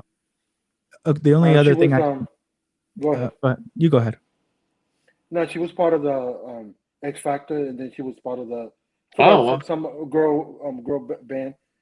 Oh, cool. Fifth Harmony, and then she left Fifth Harmony. She became famous, but that song came into my mind. No, I didn't. It was part of a group. Yeah, she was part of Fifth Harmony. And they do Latin music, or is it?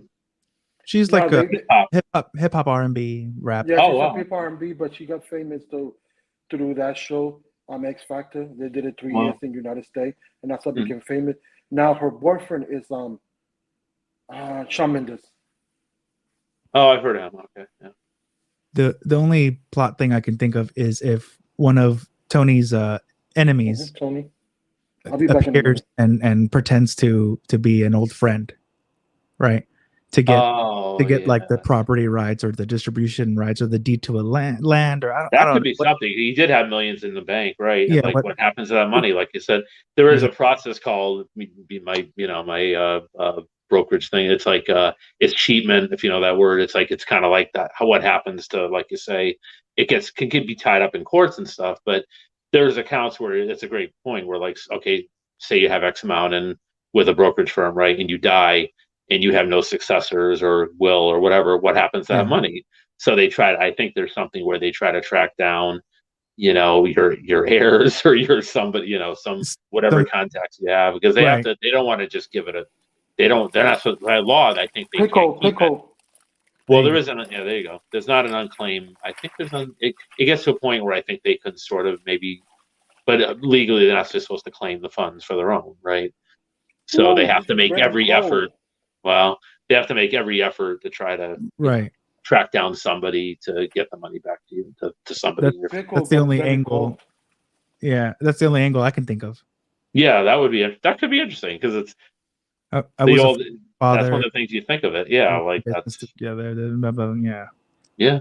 Oh, like what? I'm gonna ask Mark the question that I asked you earlier. Sharky. Mark, do you remember this movie in New York that the bridge broke and people was dying?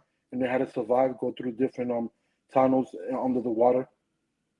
I don't know if it's at the end of the day, something like that. I don't know the title. Oh, there was something called End of Days with Schwarzenegger. That one, but that was more like he was like the devil or something, wasn't it? No, there was one that was going through the bridge and on the tunnel. And I think that's the one with Sly Stallone. Yeah, I think that's I can't remember the name of it, but I don't remember. Yeah. Was it based on a true thing or no? It didn't do. I don't think it did well. It scared people from what I. Oh wow! Yeah. No. I watched it, but like 5 times. I can't remember the title.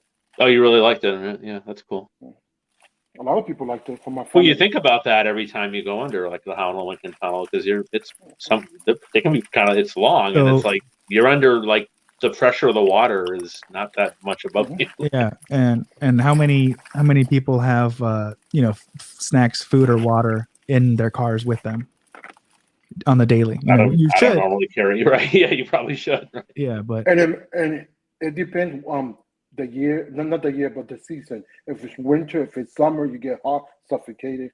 Yeah. Blanket, water, fan, first aid kit, battery packs, or I guess a full tank of gas, right? You should, or a full charge if you have a hybrid car.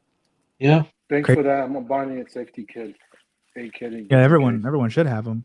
Over here, there's a couple like smaller tunnels or what have you. They're really short though. But over here, what it is, it's freeway interchanges and on and off ramps, like between freeways and.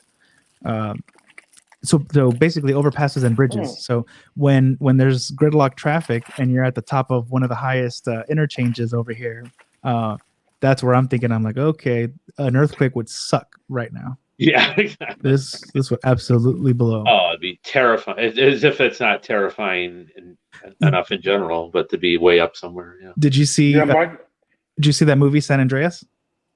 I haven't. Is it good? With Dwayne "The Rock" Johnson? They show. They show helicopter views of just sections of overpasses crumbling, and I'm like, oh my god. Yeah. Oh my god. You know this part? Why do that to people? Yeah. You know the Tobin Bridge? Oh yeah. Chelsea. Yeah. That bridge, they fixing it because that bridge shakes a lot. If you have too much traffic, it shakes. Oh damn. Wow, I bet. Yeah. That's Yeah, scary. I've been on it when it shakes like 3 or 4 times. That's Stuck in why traffic. Biden. That's why it was so important to pass that. Not to, again, not be political, but that infrastructure bill like covers helping pay for stuff like that, right? So yeah. Yeah. Oh wow, I see Mark twice, double exception. Yeah, I like how you juxtaposition against your thumbnail. Mark. I didn't do Yeah, that. that's nice. I think the Trump might have some camera issues. Okay, hold on. I think he's back. Oh, that's very it. cool. There we There go. it is. Welcome back. Latrizzi. Yeah, the It's- trizziest of the trizzies. It's either the most destroyed Pickle. the most destroyed cities in Hollywood are it's New York, LA, and San Francisco or something like that. Oh, the Yeah. movie. Yeah. I think because they have like the recognizable landmarks and just Oh, of course. humongous populations, and so Yeah. Right. they're like, "Oh, let's destroy it." I think New York might hold the record. I'm pretty Probably sure does. Yeah. most. Wouldn't be surprised it's the most populated city in the world. Yeah, I mean, right. well, not in the world, but the most populated city in the U.S. Yeah. For Yeah. sure. You think of like day after. Japan is what was the it, most day after? populated. Yeah, and Day after Oh, yeah, tomorrow. 2012. 2012. Yeah. it Deep destroyed- Impact. Like almost every disaster movie ever. It's Well, always I like, you know, wonder the how- Statue of Liberty's underwater and like the Empire State Building, you know, tumbling over. It's like, oh, great. You know? So Shark, I wonder how many people pass through Central, whatever the station, Central Square, whatever it's called. Oh, Grand Central? Grand Central Yeah, Station. per day, how many people? Oh, again, It I'm goes a sure lot of people. Google can answer that. Or I Yeah. have no idea. What's your But guess? it's crazy. lot- There's a lot of people. A lot though. It's in the tens of thousands, probably. Oh, and they got an Close to- Apple store in there too. Yeah, it's beautiful. Yeah. Oh, right. Imagine that. So what? An Apple store. Yeah. No, I actually like. I don't hate Apple. I get the wrong impression. No, I'm saying there's one in there, isn't there? Yeah, I didn't it's say- nice That's because crazy. it's like built. But it It's came like out of built my in. mouth.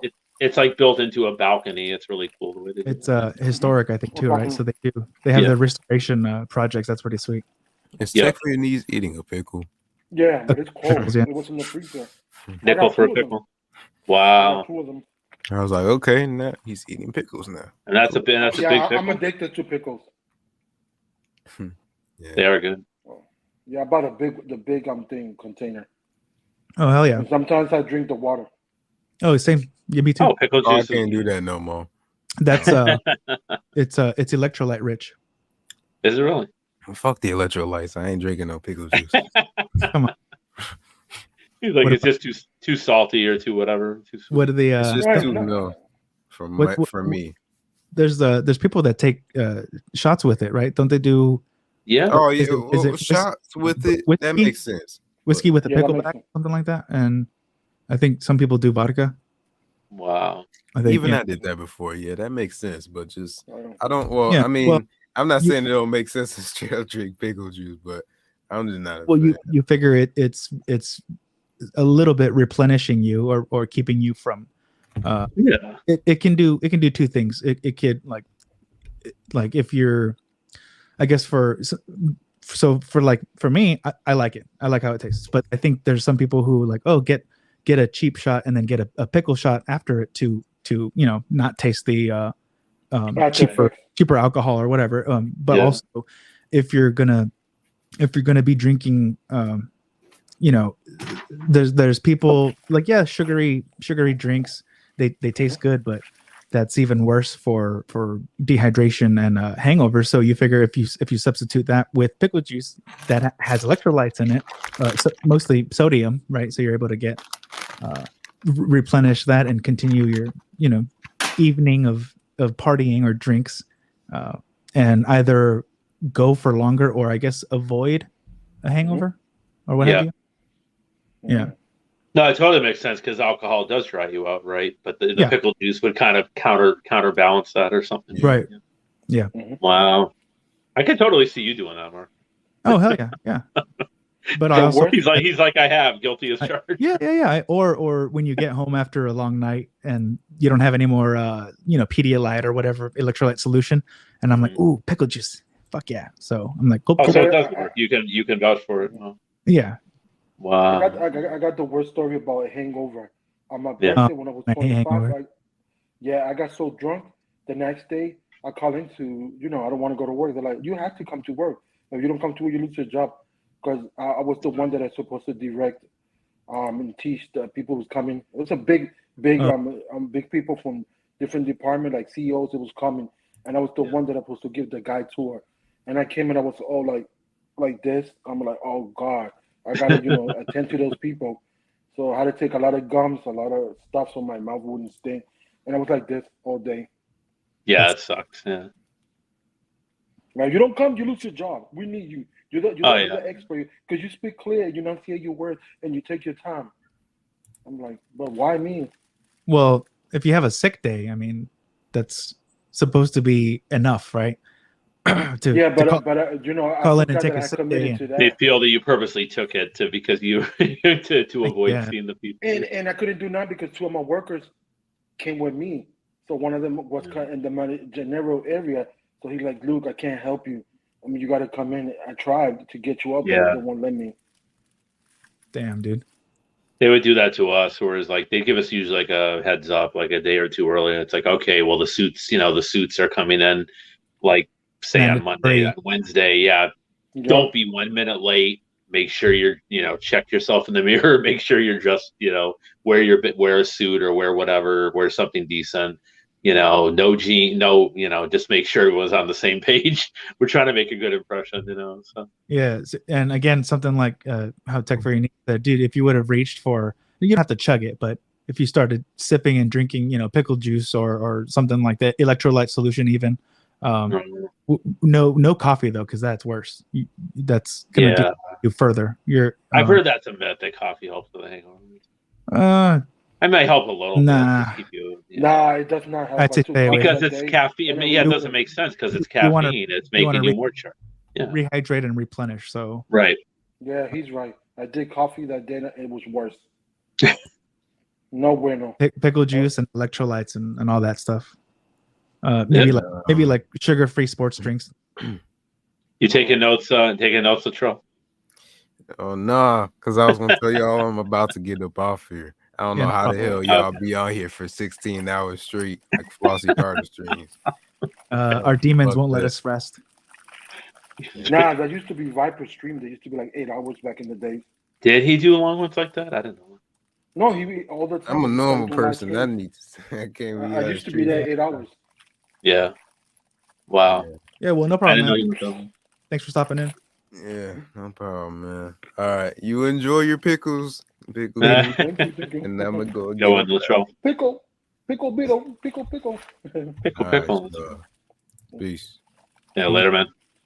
Later. Trizzy out.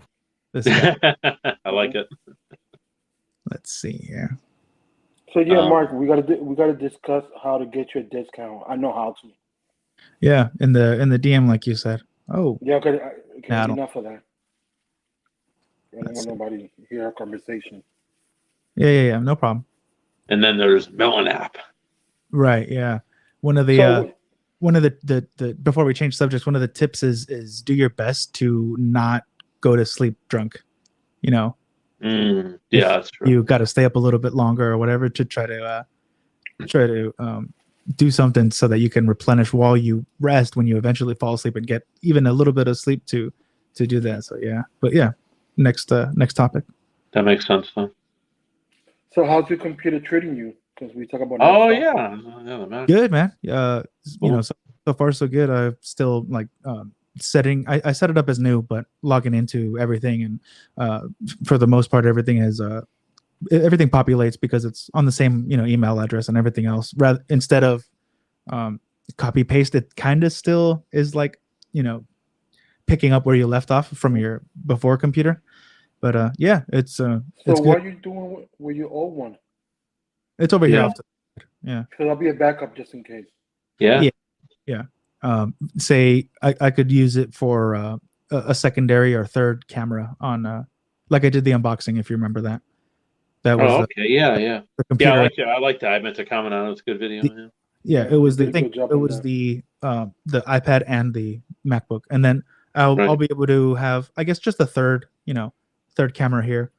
I would rather use these because they stand up on their own rather than try to figure out how to buy a rig or a handle for the iPhone or something like that.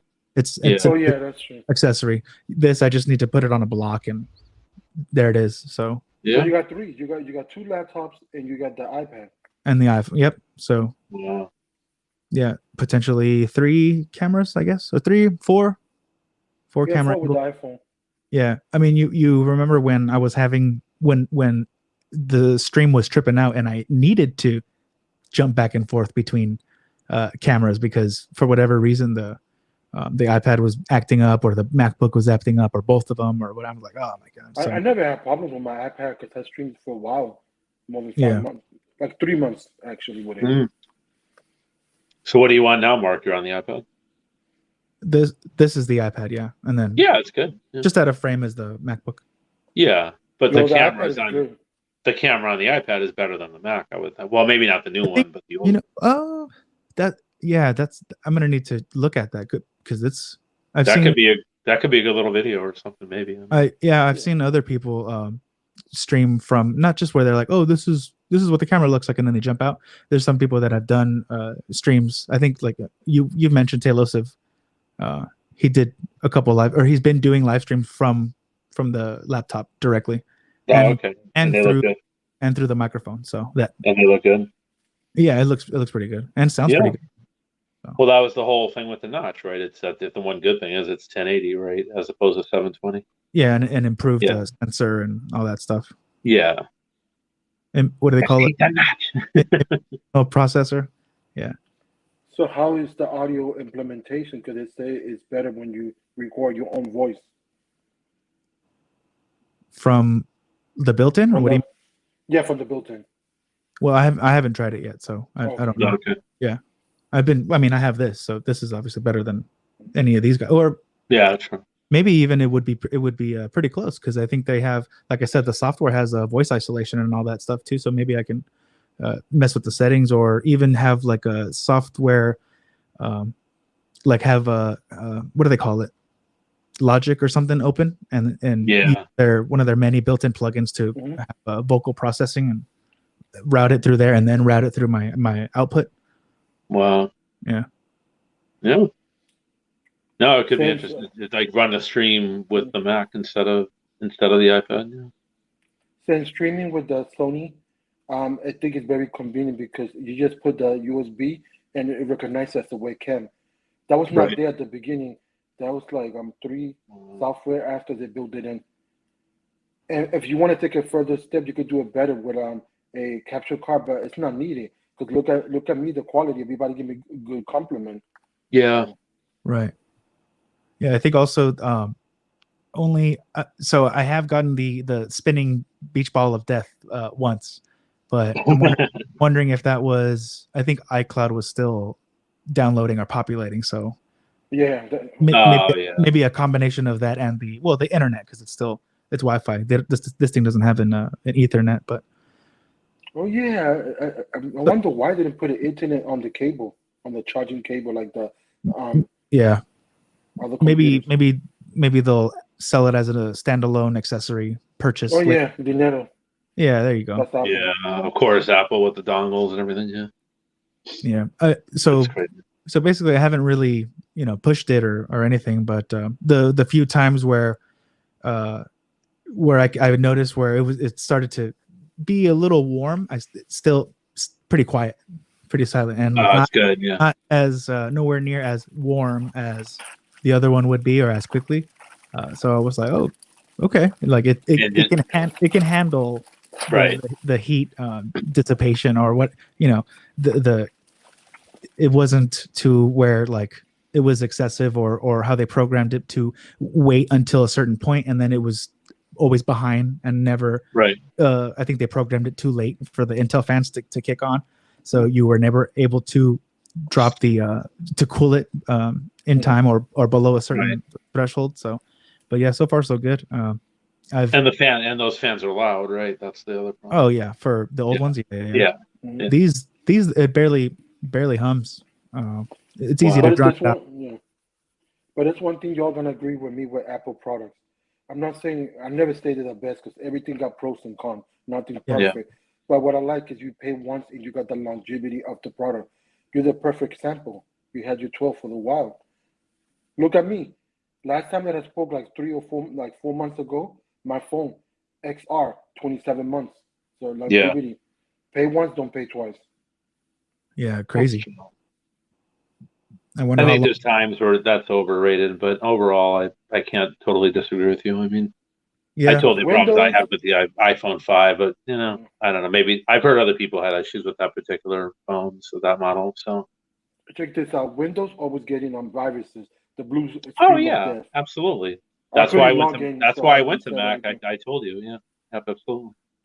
Yeah, Yep, the I'm forced dying to go. updates, the blue screen to death, the poor battery life, and I was like, enough, man. I had three Either I had 3 and 4 and 12 years, and I said I can't do this anymore. It's driving me insane. either Probably I'm getting the Mac like Mini Mark with or his I'm like getting his Intel MacBook. yeah, seriously. Just can't do it. yeah. Either I'm getting the Mac Mini or getting the Air. One of them. It doesn't Yeah, matter to me. yeah. I might get the Air. I don't know. We'll see. I'm debating them. I say Air because you have the all-in-one package if you ever undock it, and you can just as easily dock it as you would the Mac Mini. Well, you would need, you have to dock it, and Yeah, but I got the peripheral, so and I got the iPad, so it's not well, like that's the beauty of it. You can still use it with even with the what is it, 2 ports on the same side. You can get one of those docks to Oh docking yeah, plug station. everything in. Hyperdrive, like Hyperdrive Hub or something. Yeah, Yeah, Correct. yeah. Those are great. Yeah.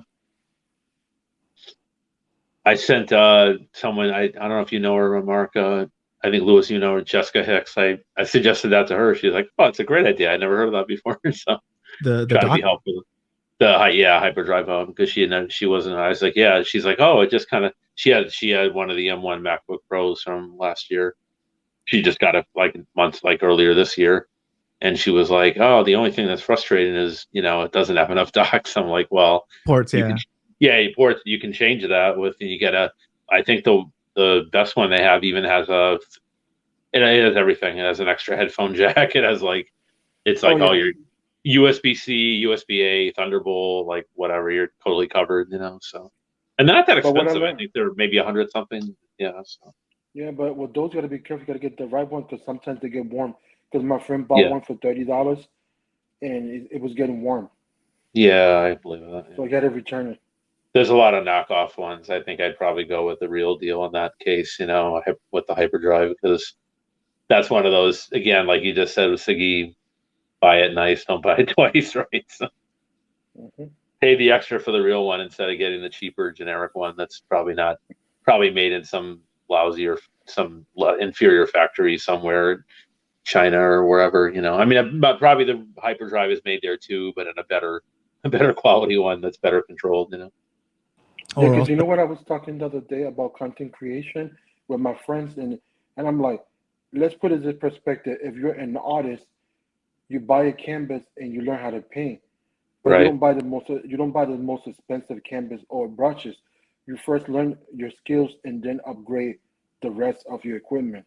Some people is like, oh, I'm gonna buy a camera, I'm gonna be content creator. They gotta be $3,000, and then what you're gonna end up doing? A $2 potato video. Right. Because you don't know how to use it.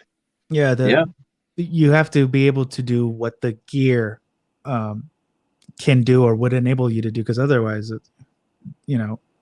it's used exactly what you said. I mean, even like I'm saying, for example, I'm probably never going to push this thing, but I love having that overhead to where anything that I do throw at it.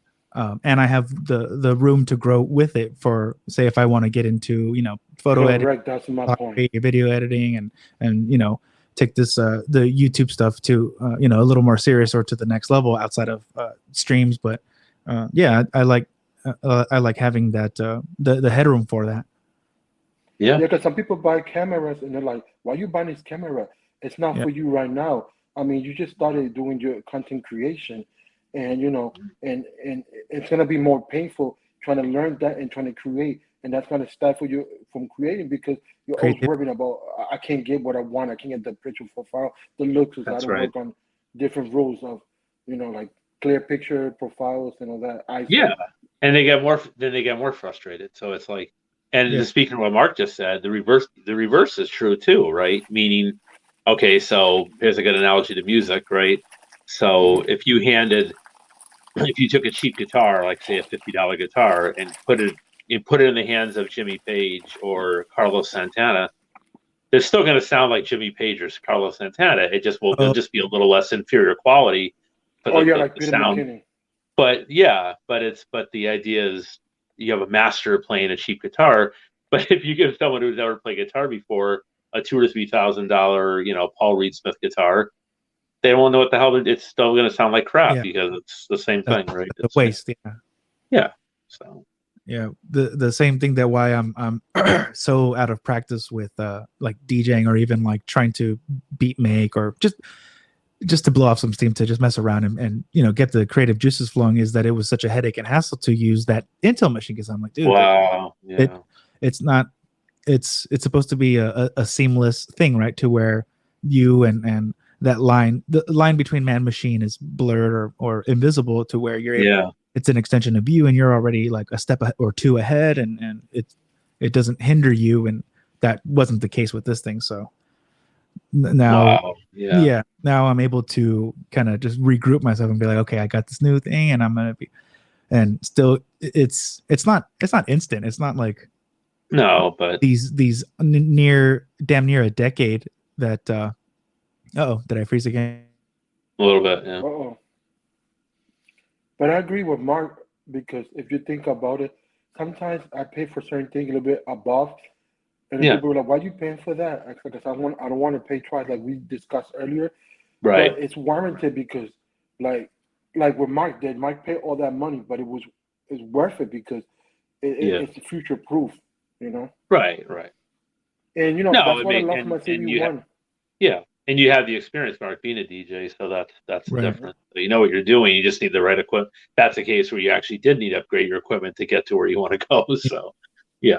I was going to say that it's going to be an interesting transition to get myself out of that mentality of my computer sucks. Right.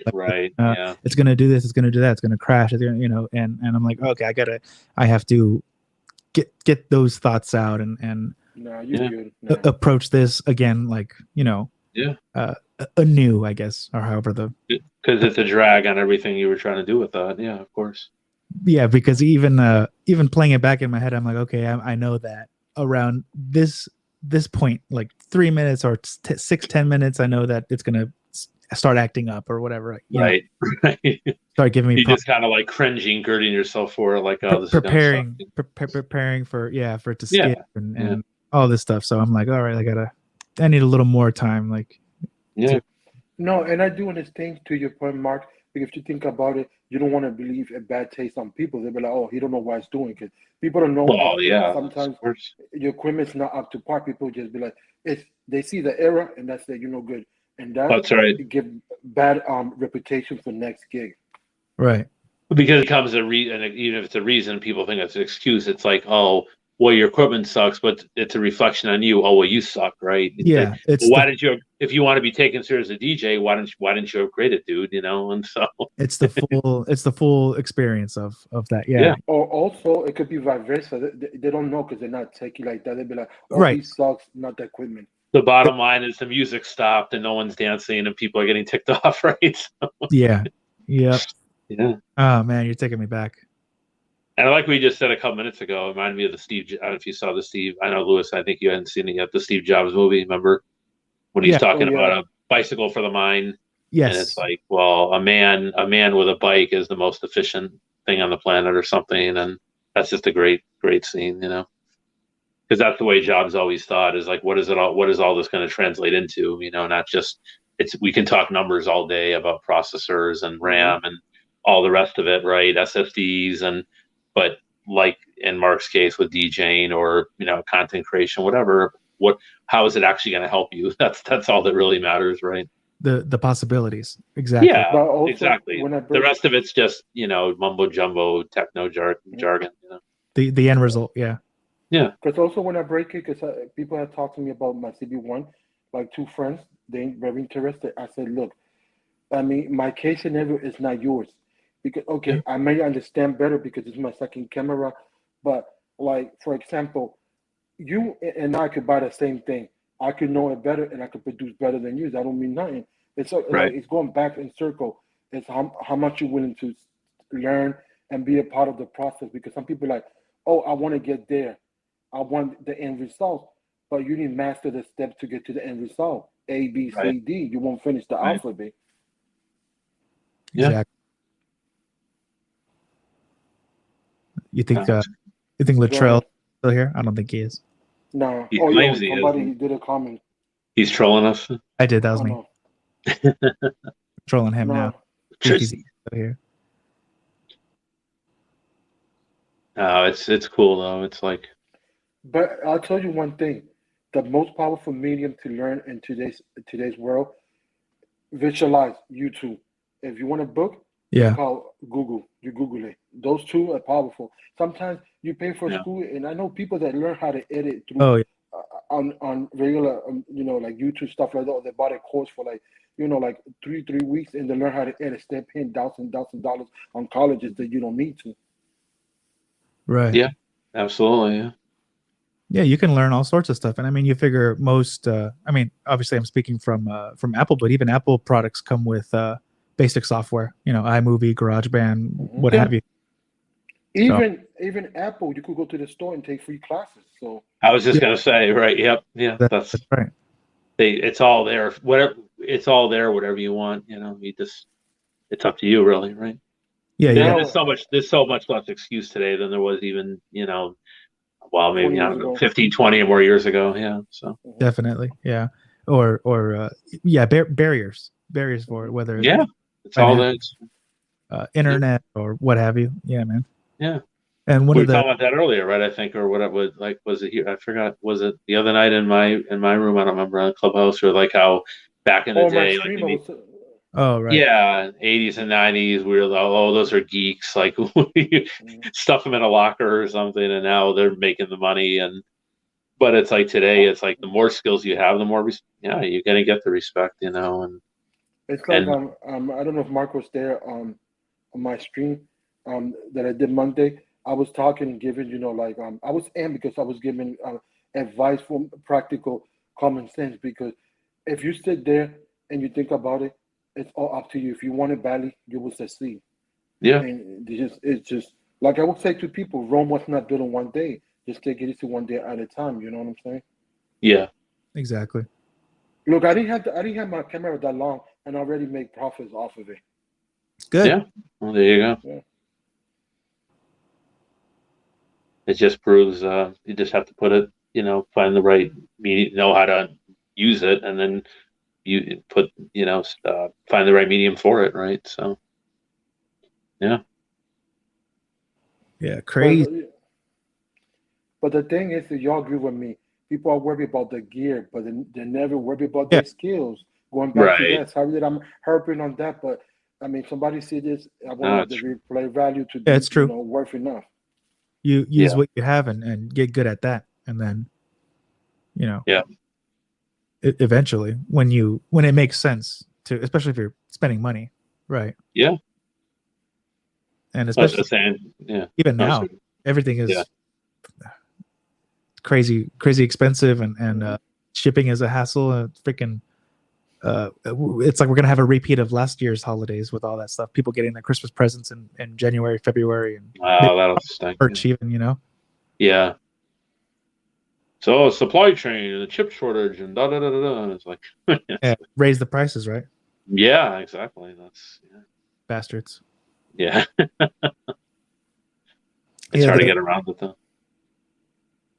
The reason I was asking about because obviously right now the channel's too small, so I'm not monetized. But if I were to either play music or mix or do like a practice DJ session stream or something for a bit, what are the implications of that afterwards? Like they just say, oh, any money you make, it's going to go to the labels, and I'm fine with that. Like it's their, that makes sense. That's their recorded, copyrighted works. Correct. That is one format, but also I would want to do it just to do it for the heck of it, for the fun of it too. Be creative and express myself that way through one of my favorite hobbies, a passion. So yeah. Oh, you could get a copyright, but it's not a copy strike. That's two different things. right, Copyright, you just claim it and they'll take it off fast.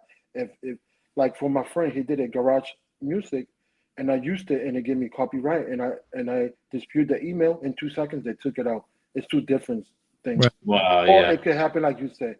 They could take the money. well, I don't make any money here, so Yeah. Yeah. Yeah. Can't get blood from a I'll- stone. You can't get blood from a I'll be stone, back right? in Or a something. moment. yeah, right. Oh Yeah, no. Oh, he said he's gonna be right back. Oh, okay. Yeah. I was about to step away too. Now I was like, oh dang it, you're stuck with me. I'm stuck with you. No getting around it.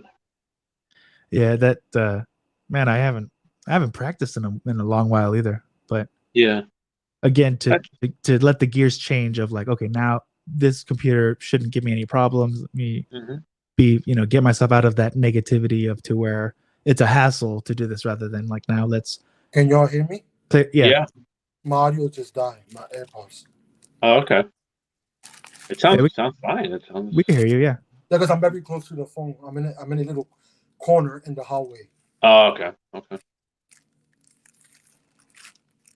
But yeah, I'm sure it is to some degree like riding a bike where it's a question of just getting reacclimated to it. And Yeah. right. Exactly. So yeah. And also how exactly I hook all my equipment up to be able to do that, because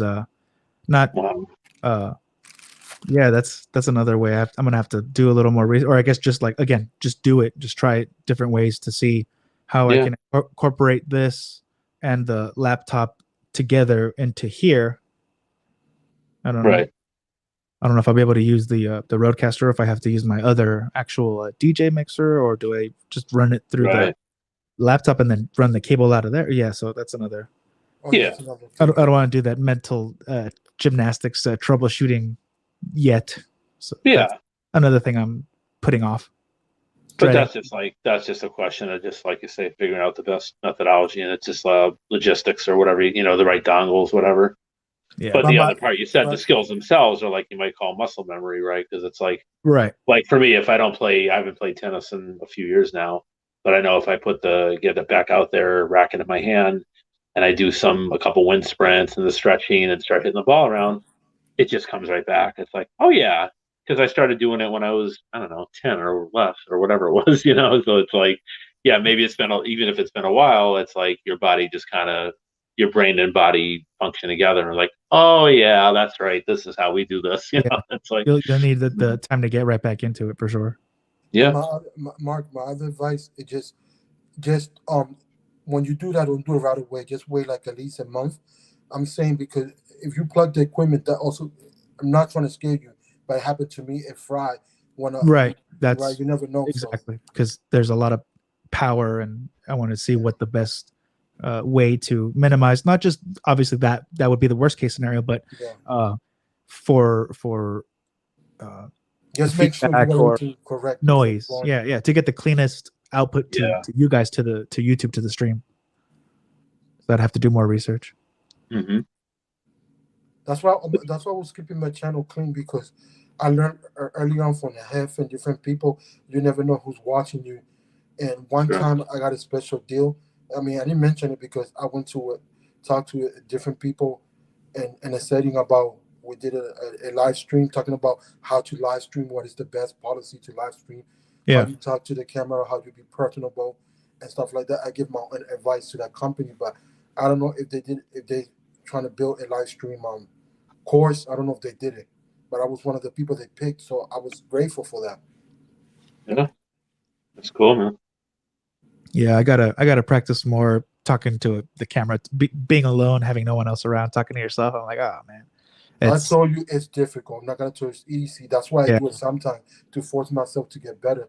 But the thing that I learned, this is nothing. It's just an object. So I'm talking to a friend. Yeah, that's how we do it.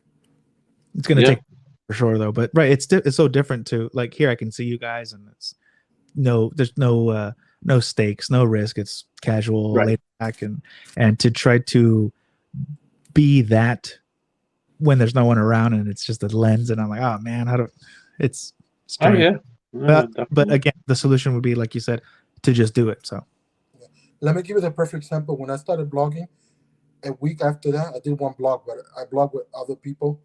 And what I did is I say, F this. I'm going to do it, and that's it. It's just a camera. And especially if you go in areas that are blogging areas, like, for example, depending what part of USA you are, because New York, people blog all the time and you don't get in trouble. I did it one time over there with my friend. Yeah. Unfortunately, she don't have her channel, but yeah, go ahead. Yeah. Somebody take it over. No, you're doing a good job. yeah, to get at what else we could talk about. I mean, anything you want to learn about content creation, I could give you advice because I've Yeah, been talking Lewis to is good people. at that stuff. Yeah. I've been helping people and figure out a lot of stuff. Not because I got the most number, it's because I study that behind. I sit with Sharky and everything, and I learned that certain thumbnails you got to evoke motion. If you evoke motion, then people come to you. Or curiosity, I guess, right? Correct. Intrigue. Yeah. Intrigue is correct. Intrigue. I like it. Right? Because that's why, yeah. Curiosity. You have to pique someone's interest, right? And you're gonna get knocked out because like I don't know if he was there Monday. I got trolled, but I didn't pay attention to the troll because I was not gonna give time to that idiot. I just continue. Right. People's like, why you so calm and passive? Why you don't let nothing get mad? Why am I wasting my time on him when I could be wasting the time on y'all? That you and I got a nice rapport. We like each other. We talk. We can learn from each other, and that's all. It's all. If I could eat, you could eat. Trust me, there's enough plate to go around. Exactly, man. Yeah. And I never knock nobody for the hustle. If you're doing the hustle the right way and you're not coming to rob my house, then we cool. You know what I mean? For sure. Yeah, like with anything, just to help each other out. What's as far as tech, what's next? Any other people or companies having events or anything before the end of the year?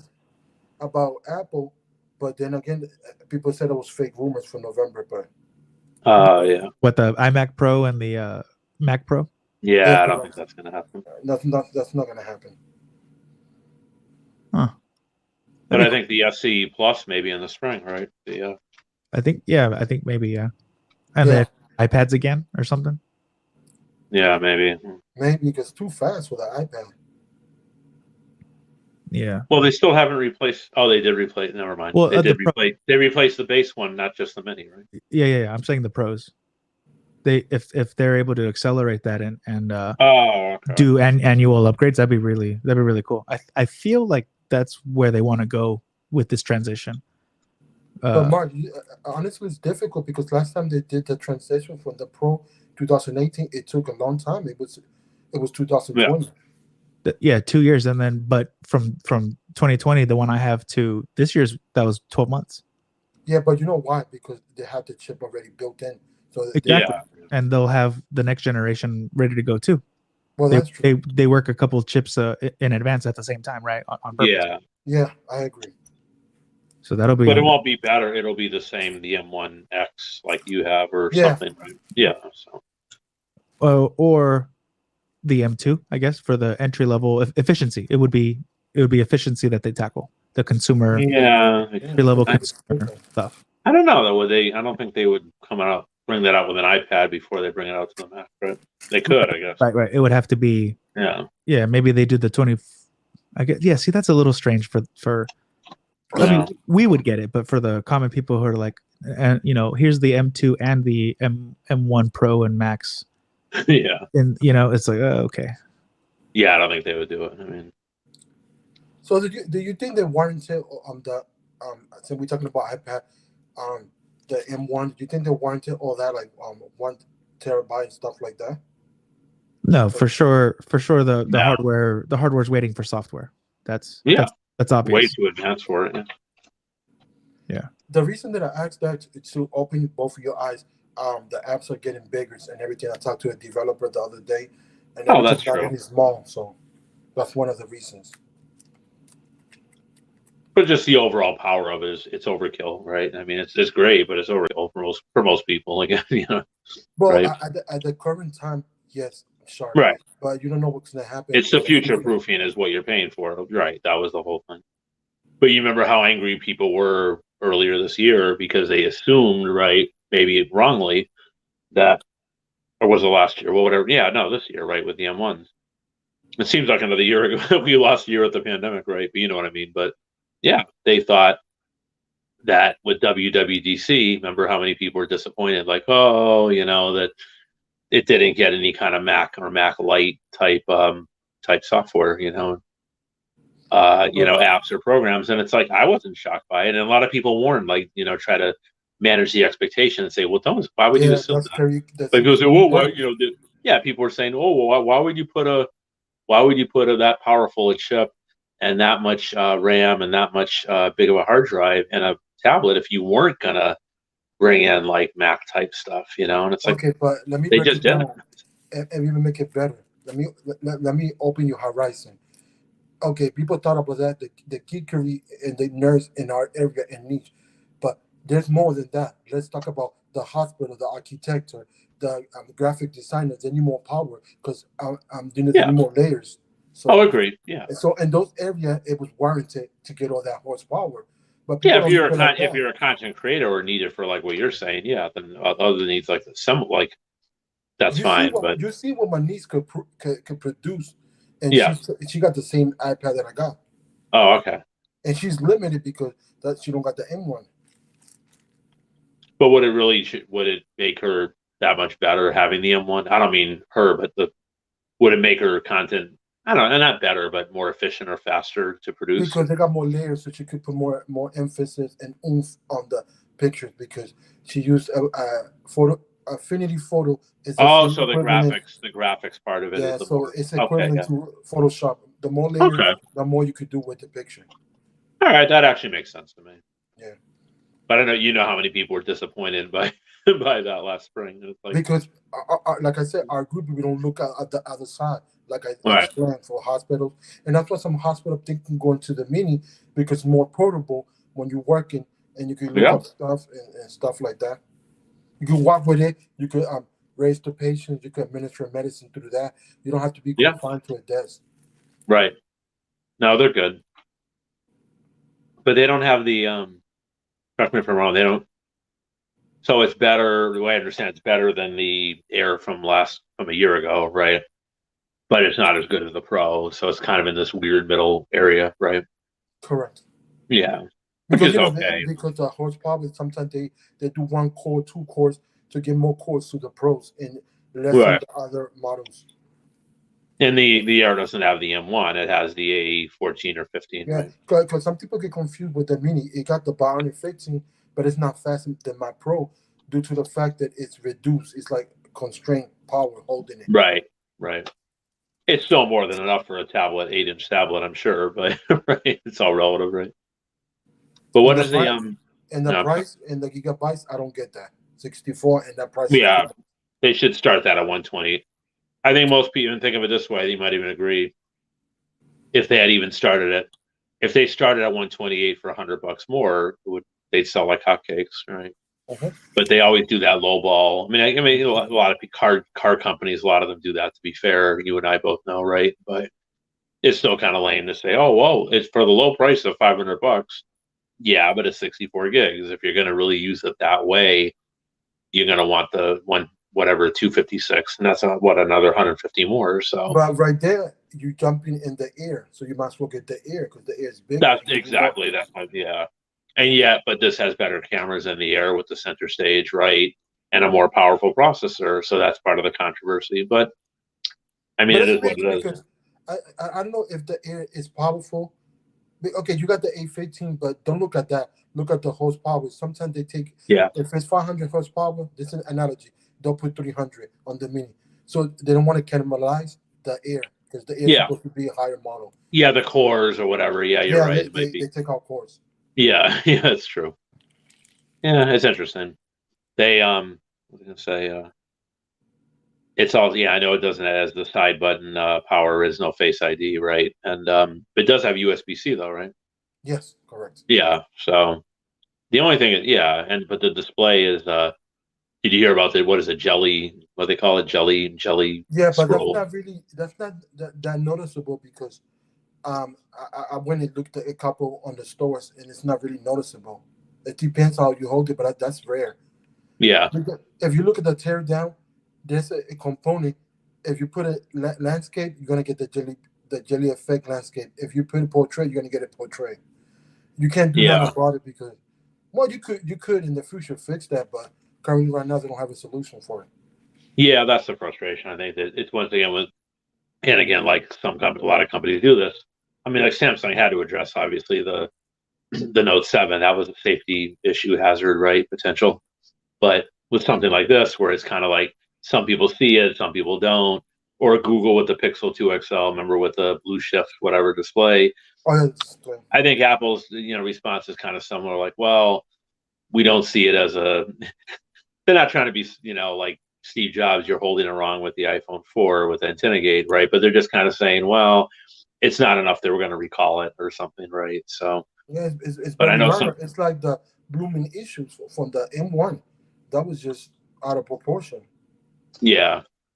I mean, But I think some people, I can understand some people be frustrated if you're not used to. I don't think there's been ever a report of an iPad in the past that had that jelly issue. So, but it's hard to see because it probably is. I'd have to play with it, and if I probably would agree with you if the it didn't bother me, then maybe I would buy it anyway. The worker showed me in real life. He said it's there, and he made it happen. And then he kept talking to me, and he distracted me because we were talking for 5 minutes. And he liked me. He's like, "Oh, you smart." I never told him that I had a channel. I just told him I went to school for networking, and we started talking and talking. And out of nowhere, he said he was doing it, and I go, "Why he's playing back and forth? What he's doing? Look, I'm doing the jelly effect. You didn't even notice it." Oh, with his body? No, he was moving the screen when he's saying. Oh, okay, I was so wrapped in the conversation that he was using psychology. He's like, and he said, and I bet everybody can be frustrated with the knot on the computers, and they're not gonna buy because of that, and they're losing on themselves because you're gonna forget about that. People are gonna forget. I mean, there've been studies. There've been studies, and people have been studying psychology. Because I thought of the same thing when I got my iPhone, and look, I'm fine. Do I like it? No. But do I see it? No. All right. It's something you forget about. Yeah, I suppose. I mean, we condition ourselves to look past certain things. I'm not sure that's always right, meaning right like legal, but I mean right. Yeah. I don't think that's a hinder, nothing out of the machine. Nothing.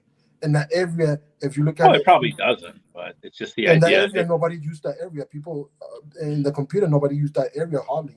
Because the area is only specified for a camera or webcam. I'm thinking on something like Excel though, like I might be use that area because unless it's like it's below or something. It won't interfere because it'll bring the line down. Oh, okay. It'll shift it down. I've been studying that. I suppose.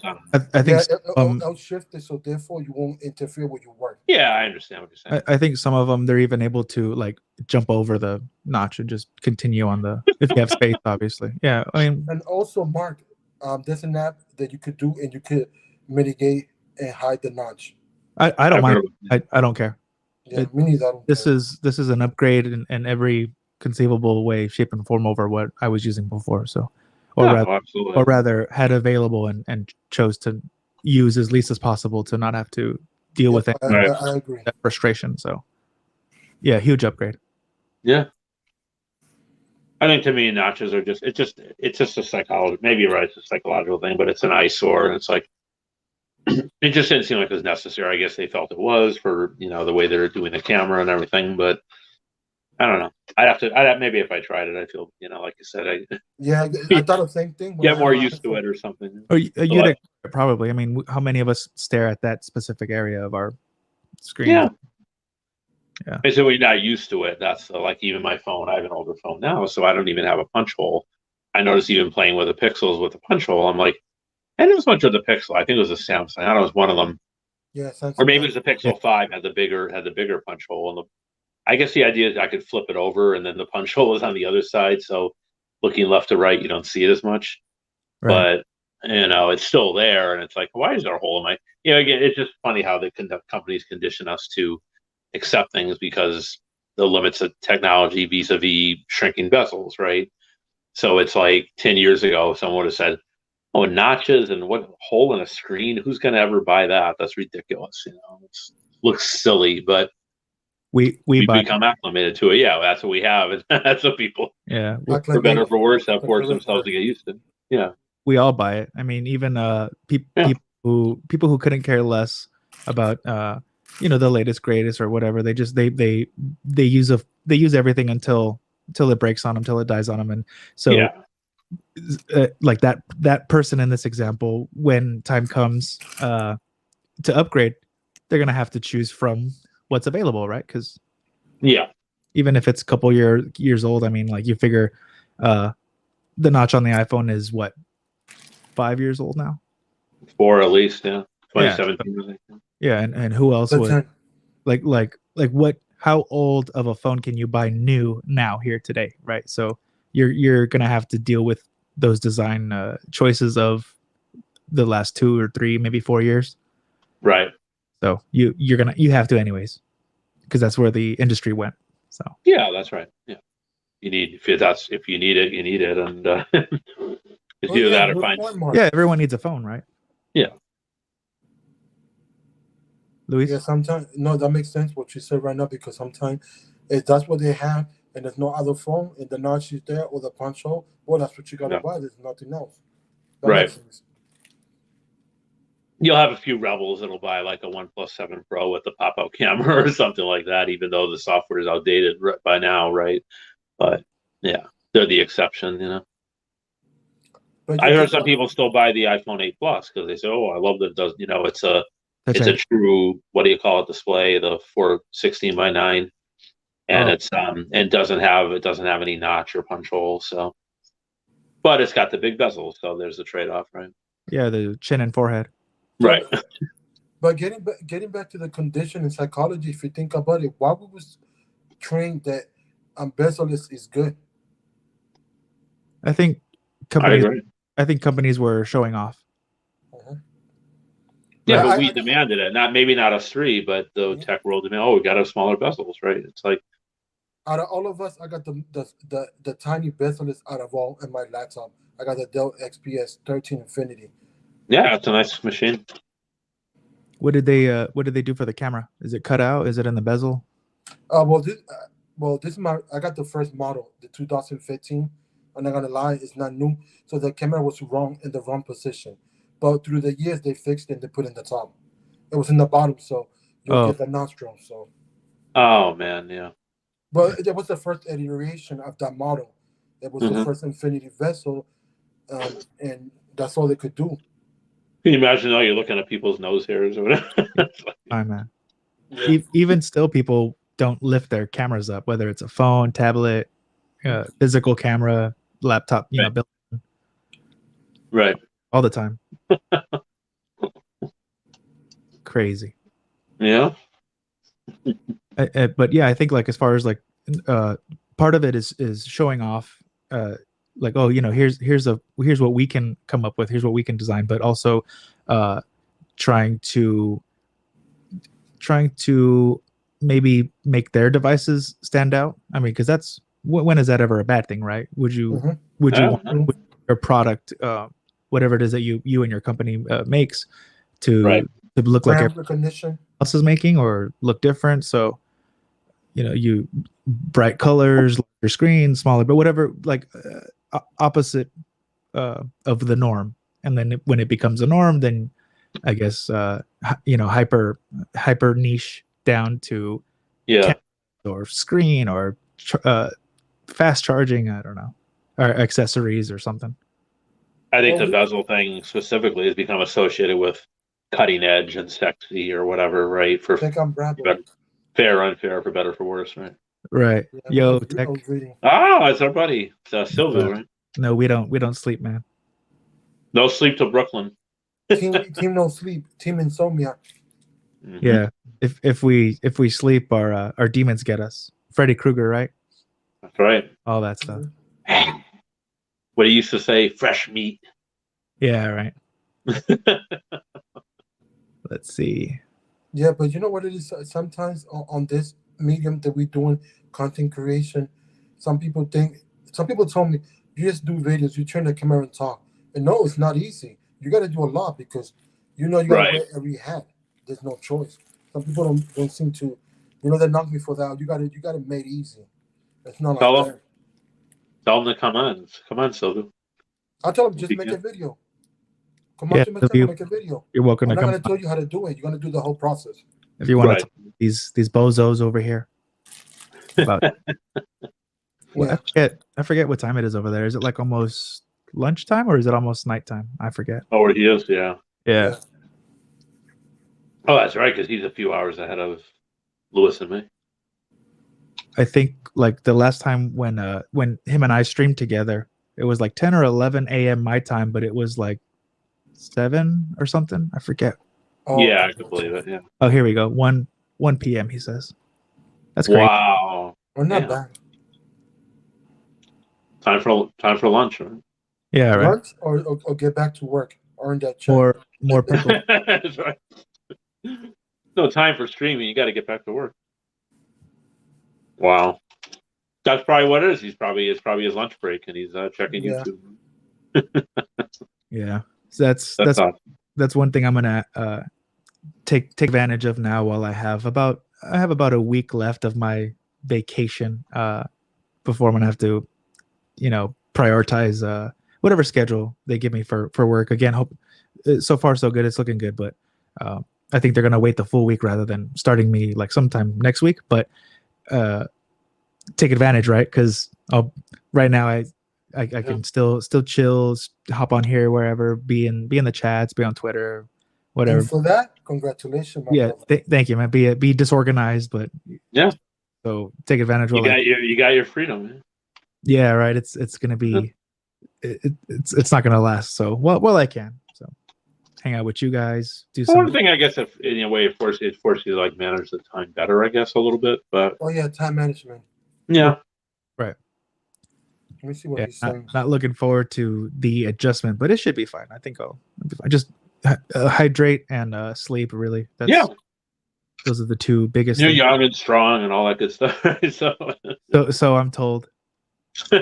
Oh, he said YouTube is not work. Yeah, YouTube is fun, right? That's right. It should be fun. It is, but fun, that's what we meant. We may get back to whatever his day job is. So. Yeah, he said he's off weekends, so that's good. Oh, you'll have off weekend? I think I'll be working weekends. I'll have like 2. What is it? Wednesday, Thursday, or Thursday? I think they usually do something like that. There's one woman you might.